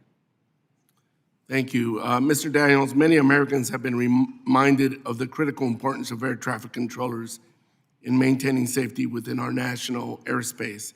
Can you discuss the type of training that individuals go through to qualify for a job as an air traffic controller? And two, can you discuss how President Trump's baseless claims about the FAA's workforce impact recruitment and safety? Thank you, Congressman. The beginning of your question is every time a controller isn't in the news, it's a good day for us. We continuously are the people behind the curtain that no one knows about. People get on a plane, they put on headphones, they recline their chair, and they just know that they're going to arrive safely. That's what we pride ourselves in, is that every American and every person who traverses the airspace, they are in our capable hands. And that comes along with the training that is needed, which is 2 to 3 years to get that person ready to certify for the moment of either the routine day, the extremely complex day, because every day that one of the air traffic controllers goes to work is a new day, a new system, and it's something that they haven't seen before, so they have to be at the top of their game. Now, for the recruitment of air traffic controllers, again, we look forward to working with Congress and Secretary Duffy on the recruitment of the best and brightest. We have to sit down and talk about the pay and benefits associated with it if we're going to be bringing new persons into this field.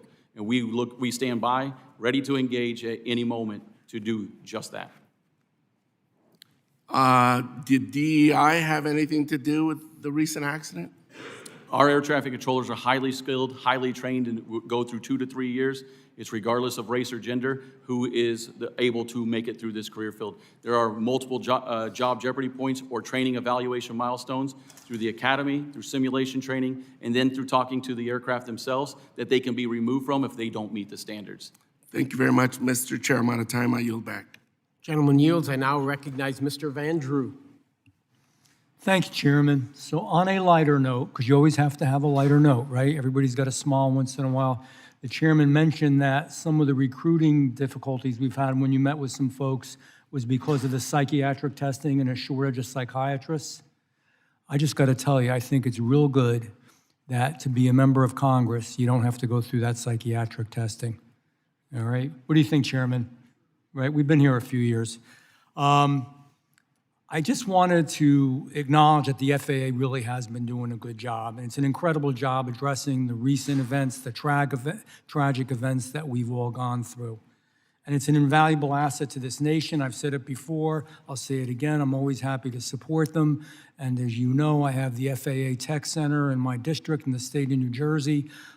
Good people do a good job. I'm proud of them, I'm proud of what they represent, proud of the work that they do.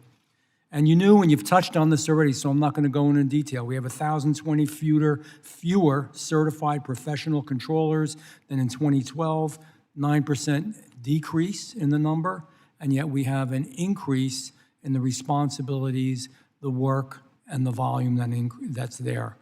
It's a lengthy training process. We talked about that. The bottom line is we got to do better, and I think Secretary Duffy really knows that. I think it's abundantly clear, and I'm hoping in a bipartisan way on both sides of the aisle that when it comes to this, regardless of some nuances and differences in opinion on some things, that we've got to do better. And I brought this up to Mr. Spiro last time you were here. I don't know if you remember, but Atlantic City International Airport, and of course, I did a tour. I've toured the FAA numerous times. The 177th Fighter Wing is right next door. And of course, the air traffic controllers. I went up in the tower. Interesting. They were still using floppy disks. I know that they're changing that this year, is my understanding. Hopefully, they've changed it already. But just so people understand that aren't involved in this industry, this business, or in Congress, they were using this to update their IDS-4 systems.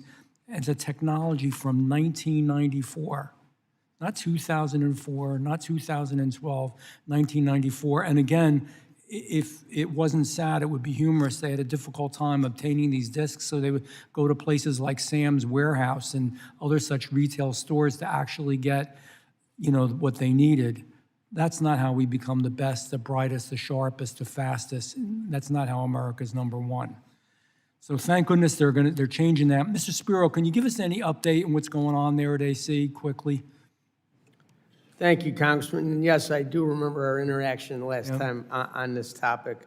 So the EIDS system is currently in process. We've got some folks working with them on it. I do want to tell you that there's a question of whether or not right now the FAA is going to terminate our participation in this program and some others. So we bring a lot of technical expertise that's necessary for a smooth and swift implementation on this system. So there's about 400 of them to roll out, and the FAA is saying it's going to take them till about 2030 to make that happen.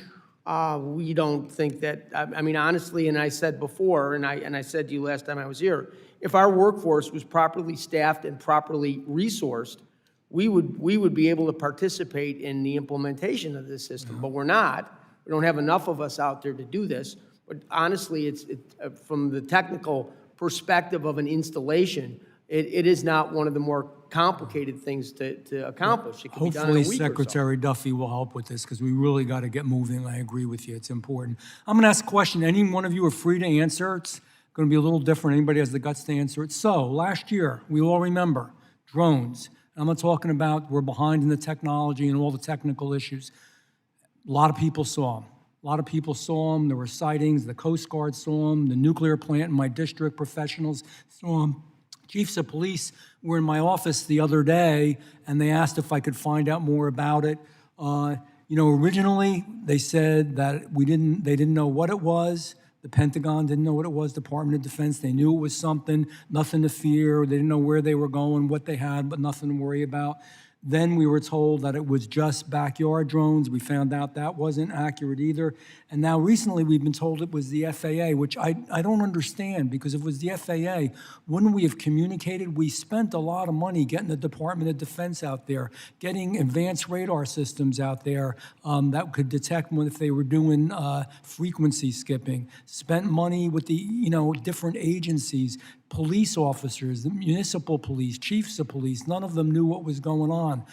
Can anybody tell me if it was the FAA, why wasn't there some level of communication? Mr. Daniels, you look like a brave man. Congressman, I'll jump in. If it was the FAA, we have standards and rules associated with who can operate in and around the airspace for any type of drones. That means we weren't aware of it, and we remain committed to working with the agency and ensuring that situational awareness occurs in and around all of our airports. Yeah, well, that's good and all, and I'm going to yield in a second. Something's up. I don't know. It was either a gross malfunction, dysfunction in communication, horrible, or there's something more to it, one or the other. And I still don't, nobody can give me a good answer. I yield back, Chairman. Gentleman yields, and I recognize Mr. Stanton for 5 minutes. Thank you very much, Mr. Chairman, and for the witnesses for being here today for this critically important hearing. I also want to extend my thank you to Laurel Grant and Amy Hunter for being here and to represent all families of the victims of that horrific crash that occurred just last month and just a short distance away from where we are sitting right now. Our skies are busier than ever. Safety has to be our #1 priority.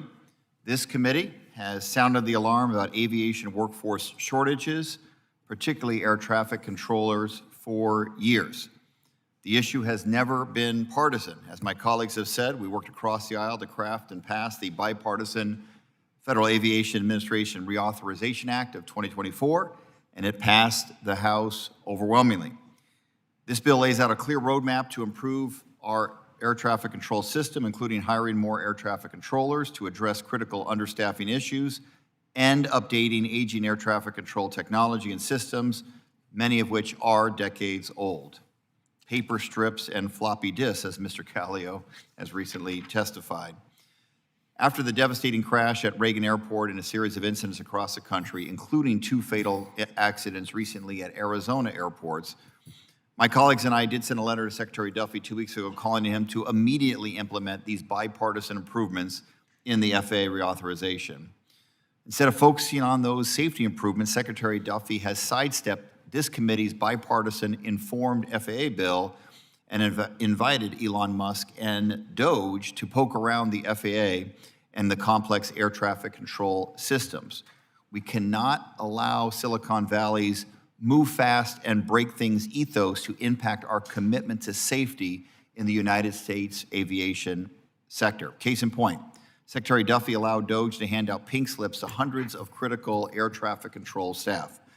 That action alone should be setting off alarm bells for every member of this committee concerned about maintaining the gold standard in aviation safety. Mr. Spiro, as my colleagues and I have mentioned here today, the recent firings at the FAA targeted some safety specialists, including members of Professional Aviation Safety Specialists, or PASS. Can you briefly speak to the importance of these individuals who were fired and the impact that has on aviation safety? Congressman, thank you for the question. Thank you for recognizing the folks that we represent. I've brought up a few of them here today, but I'll talk about another handful of people. Telecommunications specialists. Some of them were fired because they're probationary employees. They have a very specific field of expertise when it comes to, and Mr. Daniels was talking about telecommunications issues. They have a very specific field of expertise when it comes to internet protocol, and of course the agency's going through a transition right now, trying to get off of something called time domain multiplexing and going to internet protocol, and that's causing them a problem and a lot of money. In the midst of that, we fire some of those folks. And when we talk about the management and program assistants, it seems like that's a very bureaucratic job. It's not. It supports our technician workforce, our airway transportation system specialists, so they can accomplish the work that they do every day. Logistics, making sure that contractors are there on time, and a variety of other tasks that they don't have to spend time away from doing. I really appreciate the answer. Mr. Daniels, excuse me, some in the industry are calling for limits to Article 114 activities, which obviously promotes labor management, discussion, conversation on improving our national aviation systems, including safety. What would be the consequences of changes in relation to aviation safety? Congressman, I appreciate the question. There's no better example than between 2006 and 2009. When the FAA and the NATCA did not have an agreement in place, there were 0 technologies implemented or actually deployed to the field for 3 consecutive years when NATCA SMEs weren't, subject matter experts weren't involved. It cannot be a system where you don't involve the very people who work with the equipment day in and day out. Leadership 101 is you go and work with those closest to the issue. We are the ones closest to the issue. We will continue to seek solutions that are a cost savings to the taxpayers, and that is our commitment. We really appreciate that, and bringing labor and management to the table has real benefits, including on aviation safety. Finally, we can be creative in finding solutions to staffing problems. The FAA Contract Tower Program is one of the FAA's most successful government industry partnerships. The FAA Reauthorization Act included my provision directing the FAA to establish a pilot program to convert high-activity air traffic control towers operating under the Contract Tower Program to FAA-staffed visual flight rule towers. And I just wanted to make note that that is a program that we need to implement and move forward with. It's important to my district, including Phoenix Mesa Gateway Airport, and with that, I yield back. Gentleman yields. Mr. Master, you're recognized. Thank you, Chairman. I'm like everybody else. I'm going to pick on Mr. Daniels for a little while here. Good to see you all. Are you an air traffic controller yourself? Congressman, yes, sir, I am for 26 years. Went to school when? I am currently assigned Fort Worth Center Air Traffic Control Center. You went to school when? I went to school as a high school graduate in Fort Worth, Texas. As an air traffic controller? No, I went through high school and then went to the United States Marine Corps at the age of 19, where I learned my skills as an air traffic controller. And how well did they transfer over from military service into civilian air traffic controlling? The basics of air traffic control in general are learned and understood, but every facility is unique, and it takes years to transition into that facility. So when I moved from the Marine Corps into Addison Tower, it took months, it took almost a year to get fully up to speed. And then when I went from Addison Tower to Fort Worth Center, it took approximately 2 years for me to train there. What was your MOS title? 7252, 7253, Tower and Radar Air Traffic Controller. Very good. And so to just be clear, then and today, whatever branch of the military you are, whether you're that in the Marine Corps, whether you're a JTAC in the Air Force or whatever, it transitions, but it doesn't transition just like that with the click of a finger. Congressman, that's correct. You have to go through the trainings and standards for the entire system and then for the facility specific. Okay. Now, walk me through. I'm trying to understand just the training pipeline for air traffic controllers, right? When you started the actual schooling portion of becoming an air traffic controller, is it pretty similar today to what it was when you went through? When I went through the Marine Corps, it was its own specific as a civilian. When you went through as a civilian. Once I became a civilian, yes. I did not have to go through the FAA Academy that 95% of the trainees have to go through because of my previous experience in the Marine Corps. How much of the schooling were you able to knock out by your military experience? I was able to completely bypass it in going to a tower. If I was to go to an en route facility, I would have had to go directly to that facility and learn there. So you did go right to a tower. You didn't have to. That is correct, sir. And so you're able to bypass all of it. I was able to bypass the initial training since I had already gained experience, and then I was subject to the training at the facility itself. So for the military, how long does it take them to train somebody in what you did in the military that you were able to transition to do as a civilian without having to go through the civilian training? What's the delta between the timelines of training? Congressman, it's almost exactly zero. It's approximately 3 months in the Marine Corps and then 3 months with the FAA. Apples to apples. Correct, sir. Very good. And for anybody going through the civilian side of it, you're saying it's almost the exact same timeline. Walk me through what that looks like. What are the different sections that they're going through? What are they covering? What's the most difficult part about it? Where do most of the people find attrition and start to fail out of it? Where's the really big part where you start to wash people and say, these are the right individuals and these are the ones that are not going to make it and successfully traffic our skies and keep people safe? Congressman, the first initial weed out of just applicants in general are going to come through the the rigorous medical standards, and then also the IQ standards that are set. You have to do a background check and also a security check. What are the IQ standards?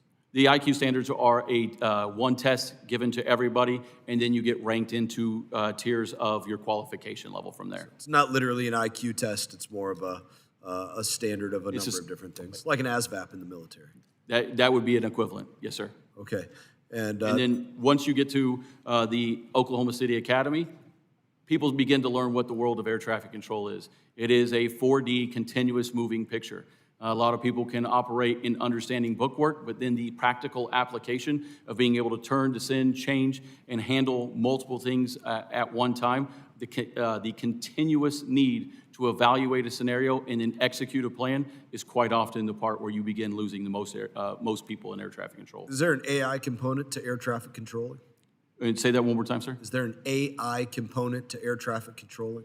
Currently, there's no technologies that we interface with that have the AI component. We would be, open to any new technologies as long as they assist the air traffic controller and don't do the job for us. Do you foresee that, or can you foreshadow something where there is a value add because there's a technology developed as it relates to AI?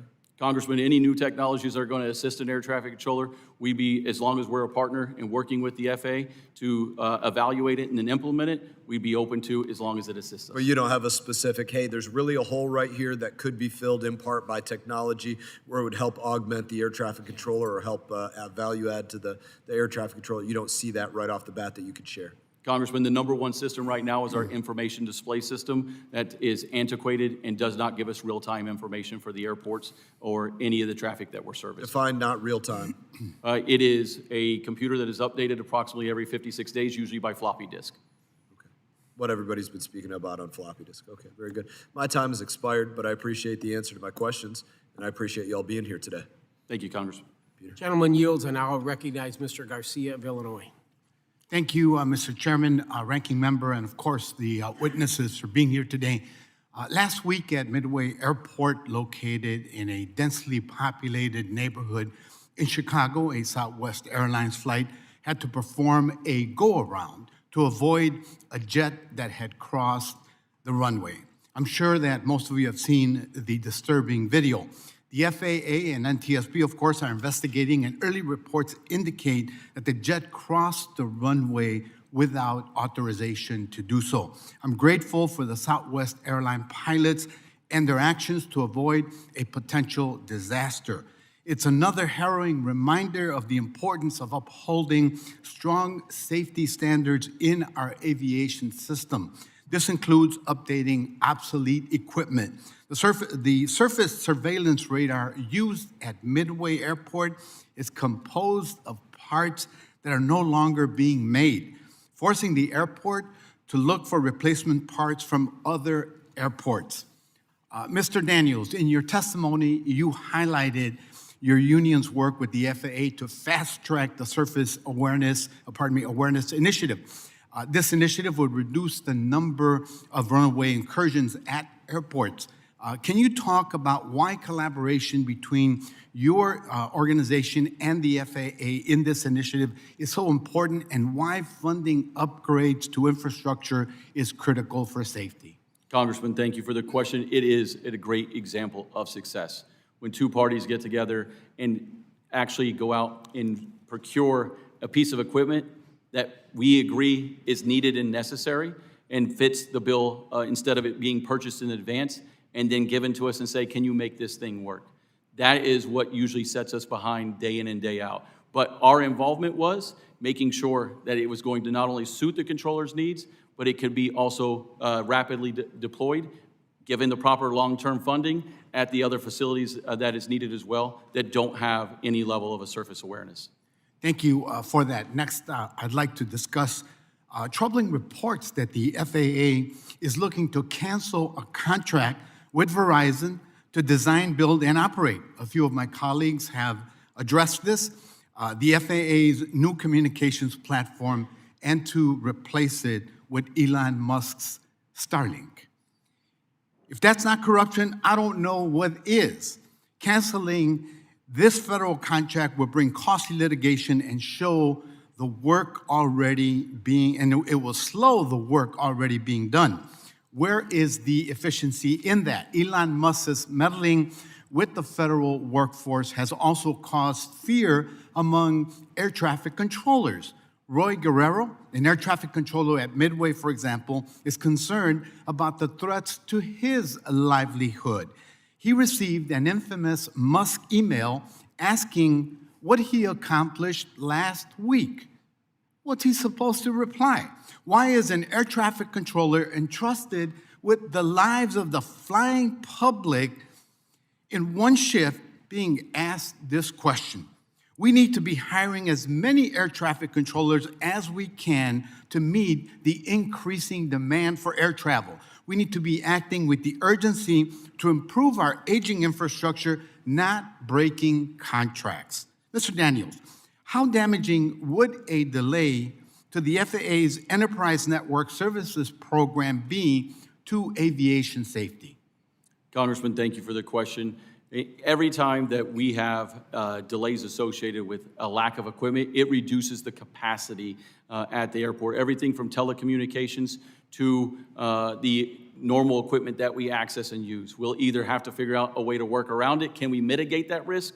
Because that's ultimately what safety is about. Can we mitigate the risks that are in front of us? And if we can't mitigate that risk, we have to begin reducing the capacity of the actual airspace to protect and preserve the safety of the American flying public. And could I add to that, thus the urgency of moving ahead with the legislation that we've passed here on a bipartisan basis to ensure that the flying public can continue to have confidence in our system?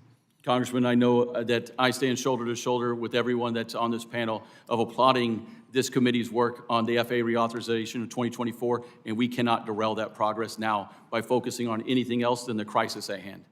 Thank you, Mr. Daniels, all of the witnesses, and with that, I yield back, Mr. Chair. Gentleman yields. Mr. DeSanya, you're recognized. Thank you, Mr. Chairman. I really want to thank all the panel members.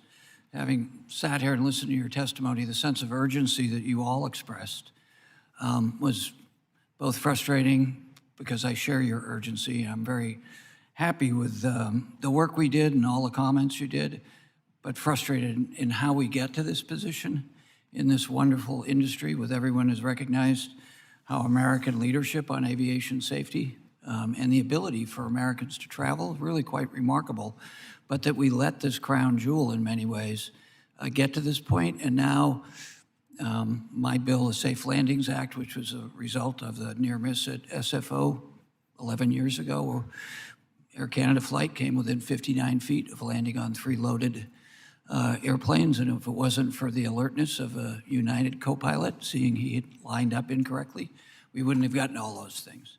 So the good news is we're all engaged. We need to ramp up what we reauthorized and then start filling the blanks. Mr. Callio, I was really struck by your comments, and I'm struck by it in contrast to a lot of the political debate right now about this partnership. Clearly, the aviation industry needs the public sector.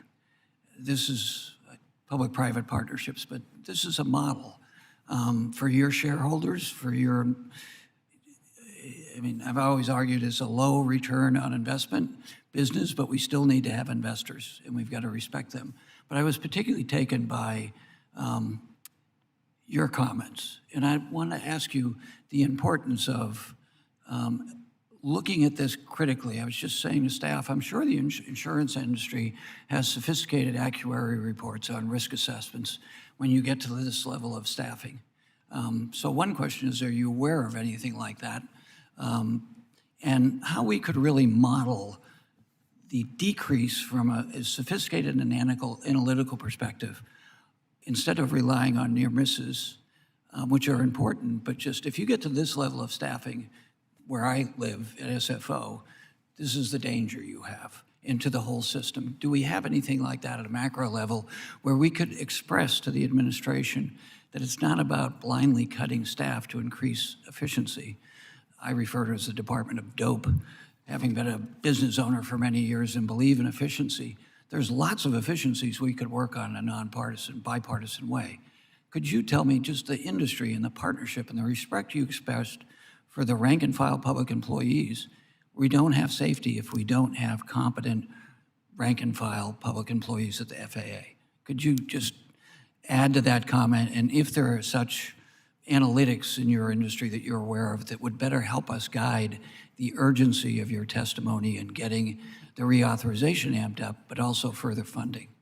Thank you, Congressman. There are analytics that we can get to you and provide to you. We look at them all the time. Obviously, our members look at them within their own companies to find the efficiencies, make sure they have the employees that they have. Overall, I would say there have been failings in terms of efficiencies, in terms of how money has been spent, how technology has been employed or not employed.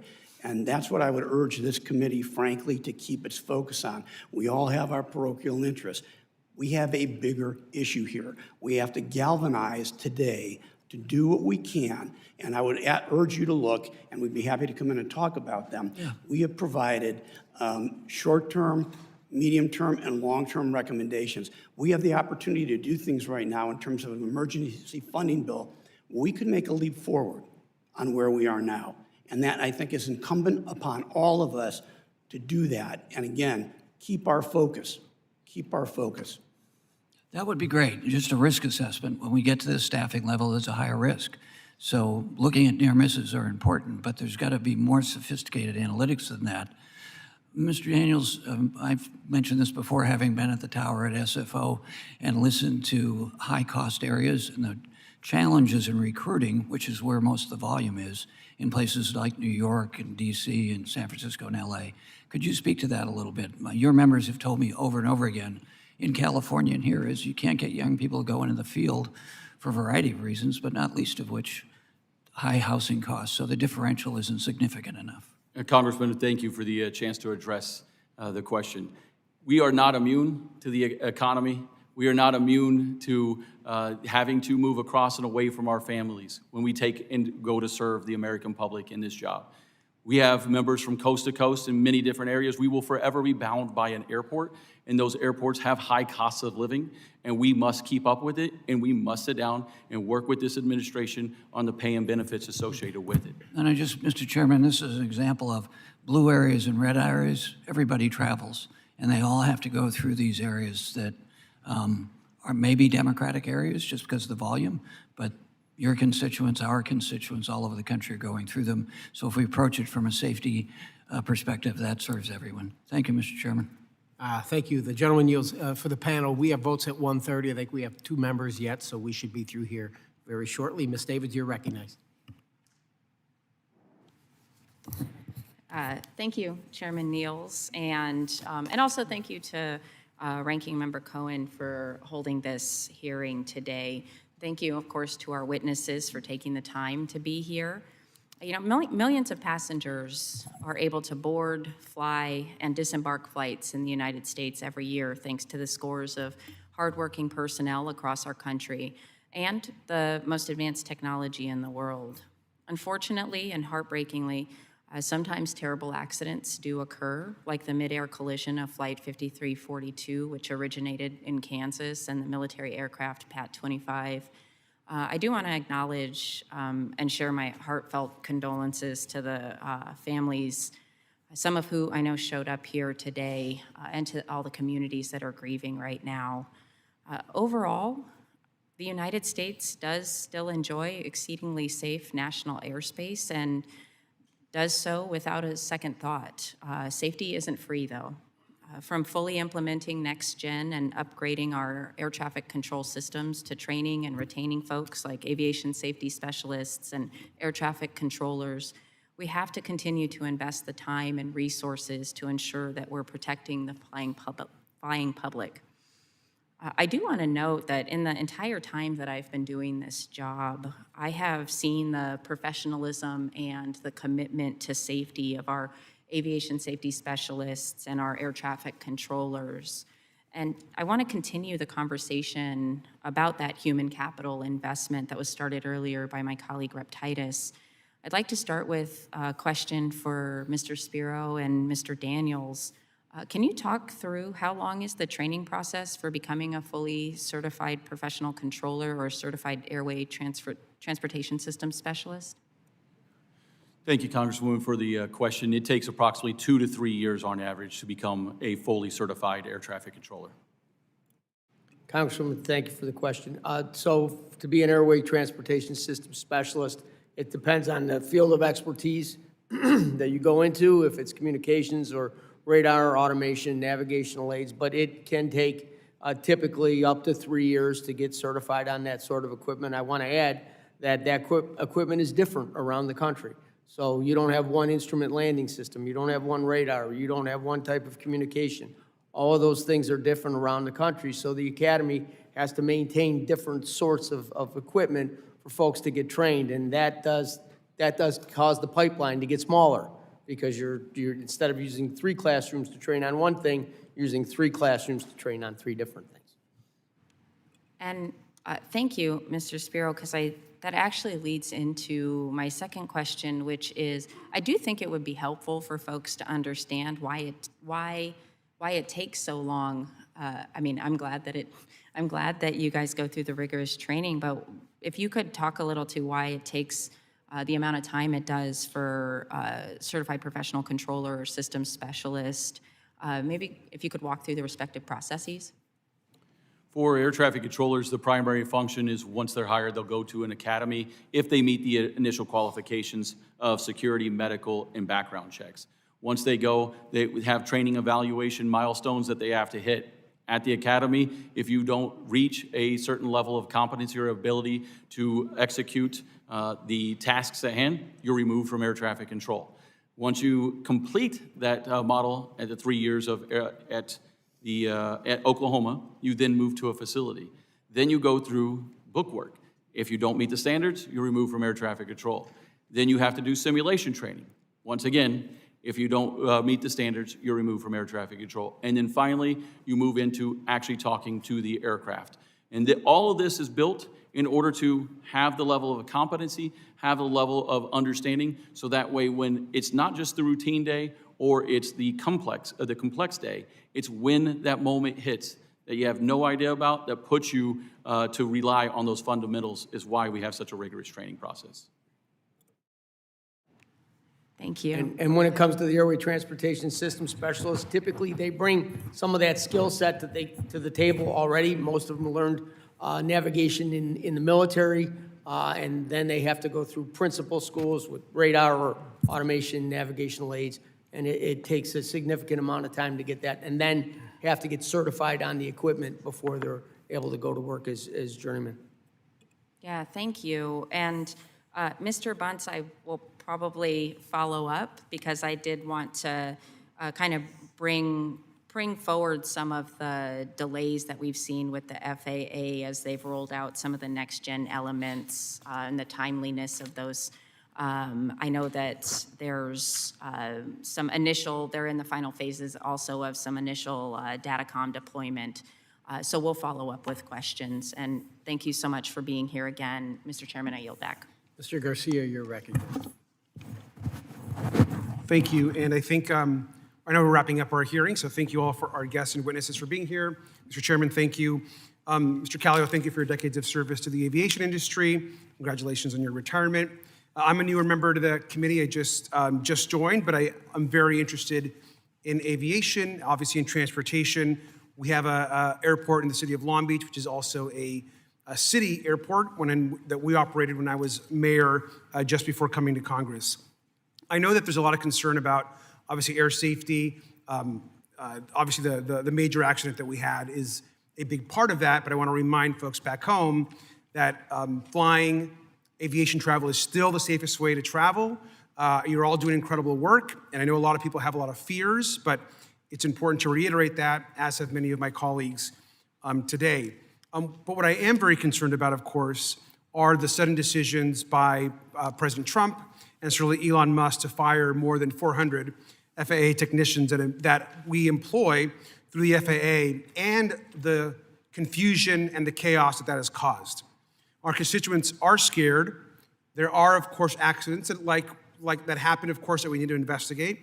But the concerns about the human capital are very concerning, and I couldn't agree more with my colleagues that have shared their concerns about needing more air traffic controllers, of course, and not less. And of course, we know that every person that works at the FAA, their central mission is safety, whether they're an air traffic controller or not. And the decision to have those firings happen, particularly following the days of the crash, are very concerning. Now, I personally believe that the president and Elon Musk have undermined safety by doing so. These have been, all FAA employees are critical personnel as far as I'm concerned, and we do understand that layoffs have impacted the FAA's Aviation Safety Division, the Certification Office, Flight Standards Office, the Office of Airports, and the Air Traffic Organization. Now, Mr. Sparrow, I know your organization represents FAA employees that have been recently fired by the new administration. Could you give us very briefly just one or two examples of what responsibilities these workers actually had?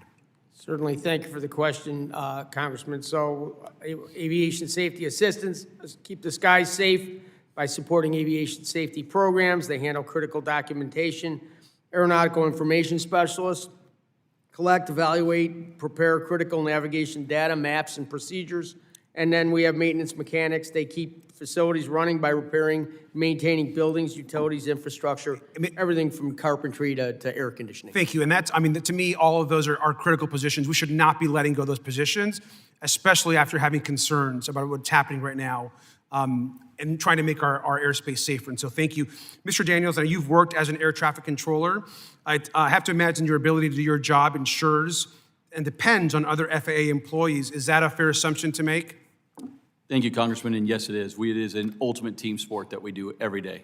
So again, we shouldn't be letting go any of these FAA employees, especially right now, and it's a shame that Elon Musk has been given the ability to do so. I just want to also just add, we've heard reports of another priority for Elon Musk, of course, which is potentially to abandon a 15-year, $2.4 billion FAA contract with Verizon, which in my opinion is completely shameful and in my opinion also speaks to the level of corruption that is possible in this process. We know that he wants, of course, the contract to go to his own company that he personally owns, which is SpaceX. Now, I agree with Ranking Member Larson in thinking this absolutely should concern this committee and should concern the entire Congress. I'm also worried about its impact, of course, to workers. Now, Mr. Daniels, given your experience, how much time and money could be wasted if the FAA started back at square one in the process with a new company?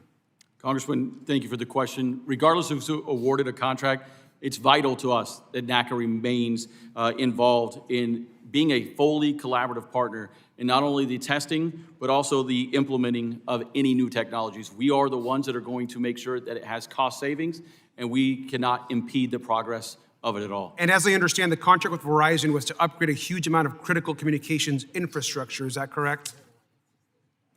Can you say the question one more time, sir? The process, the contract with Verizon is to upgrade a huge amount of critical infrastructure. It's meant to, as they call it, TDM to IP, is to move our telecommunications over. And as I close, I also just want to make a note that a critical infrastructure, especially when it revolves airspace and safe airspace, is not some sort of tech experiment. It's not some sort of startup. It is not something that we can just break and hope it gets fixed in the future. It is a complex, important project and process, and I hope that we don't move forward with giving Elon Musk the own contract for that work. And so thank you, and I yield back. Gentleman yields. Any further questions from any members of the subcommittee? Mr. Chairman. The gentleman's recognized. Thank you. Good to see you, sir. Thank you, Mr. Chairman. We miss you on the Railroad Subcommittee. Mr. Daniels, Mr. Krause, on this Starlink contract that my colleague was referring to, how does this Starlink contract compare to the normal FAA procurement process? Congressman, thank you for the question. NATCA doesn't involve ourselves. It's purely an FAA DOT question of how they assign and do those contracts. So could anyone answer that question? Is this sort of normal process? Is this what we expect, or is it out of the norm? Well, Congressman, I just add that, you know, if we've got a contract that's been in place for 15 years, the pace of modernization is, that's completely out of cycle with it. So, you know, we've got to replace the copper switches and probably to fiber optic, but we may be at a point in time where we need to look at SATCOM as a more efficient way to be able to deal with this. We're equipping a lot of our aircraft with satellite communications now, the big dishes that you see on top, whether it's GoGo, Starlink, others and everything. So, you know, again, if it's competed fairly, we've got to be able to adapt to changes in technology. And right now, the procurement system that the FAA has is just not nimble enough to keep pace with technology. So again, if it's competed fairly and it helps us with better capability and it's at a lower cost, I think we need to look at it. Yeah, I would agree with that. Do you have any evidence that it's being competed fairly? I couldn't hear you, sir. Do you have any evidence that this is being competed fairly, as you asked, as you said? I'm not privy to the process for the competition there. You're not aware of any evidence to that fact? Air traffic controllers are currently receiving mixed messaging. They're receiving OPM buyout offers, 5 bullet point emails, but then they were told that those provisions and rules don't apply. Mr. Daniels, how does this confusion impact morale for an already overwhelmed workforce? Congressman, thank you for the question. That's what I was going to start with. We're a 6-day work week, 60 hours a week, with some of the lowest staffing, and again, a resurgence of air traffic post-COVID to a liking that most people don't understand, didn't expect. Anything that disrupts, puts strain, pressure, stress on an air traffic controller, other than their normal lives that they go through every day, is an unnecessary risk to this system and should not be part of aviation at all. I mean, I spoke with an air traffic controller last week whose baseline, whose normal life was 6-day weeks. Is that pretty typical? Congressman, that's correct, and most people are mandated. Over 41% of our facilities, you are mandated and you only have 4 days off a month. So if that's your baseline, 4 days off an entire month, then I gotta imagine that any additional stress is just not safe for our incredibly congested air system.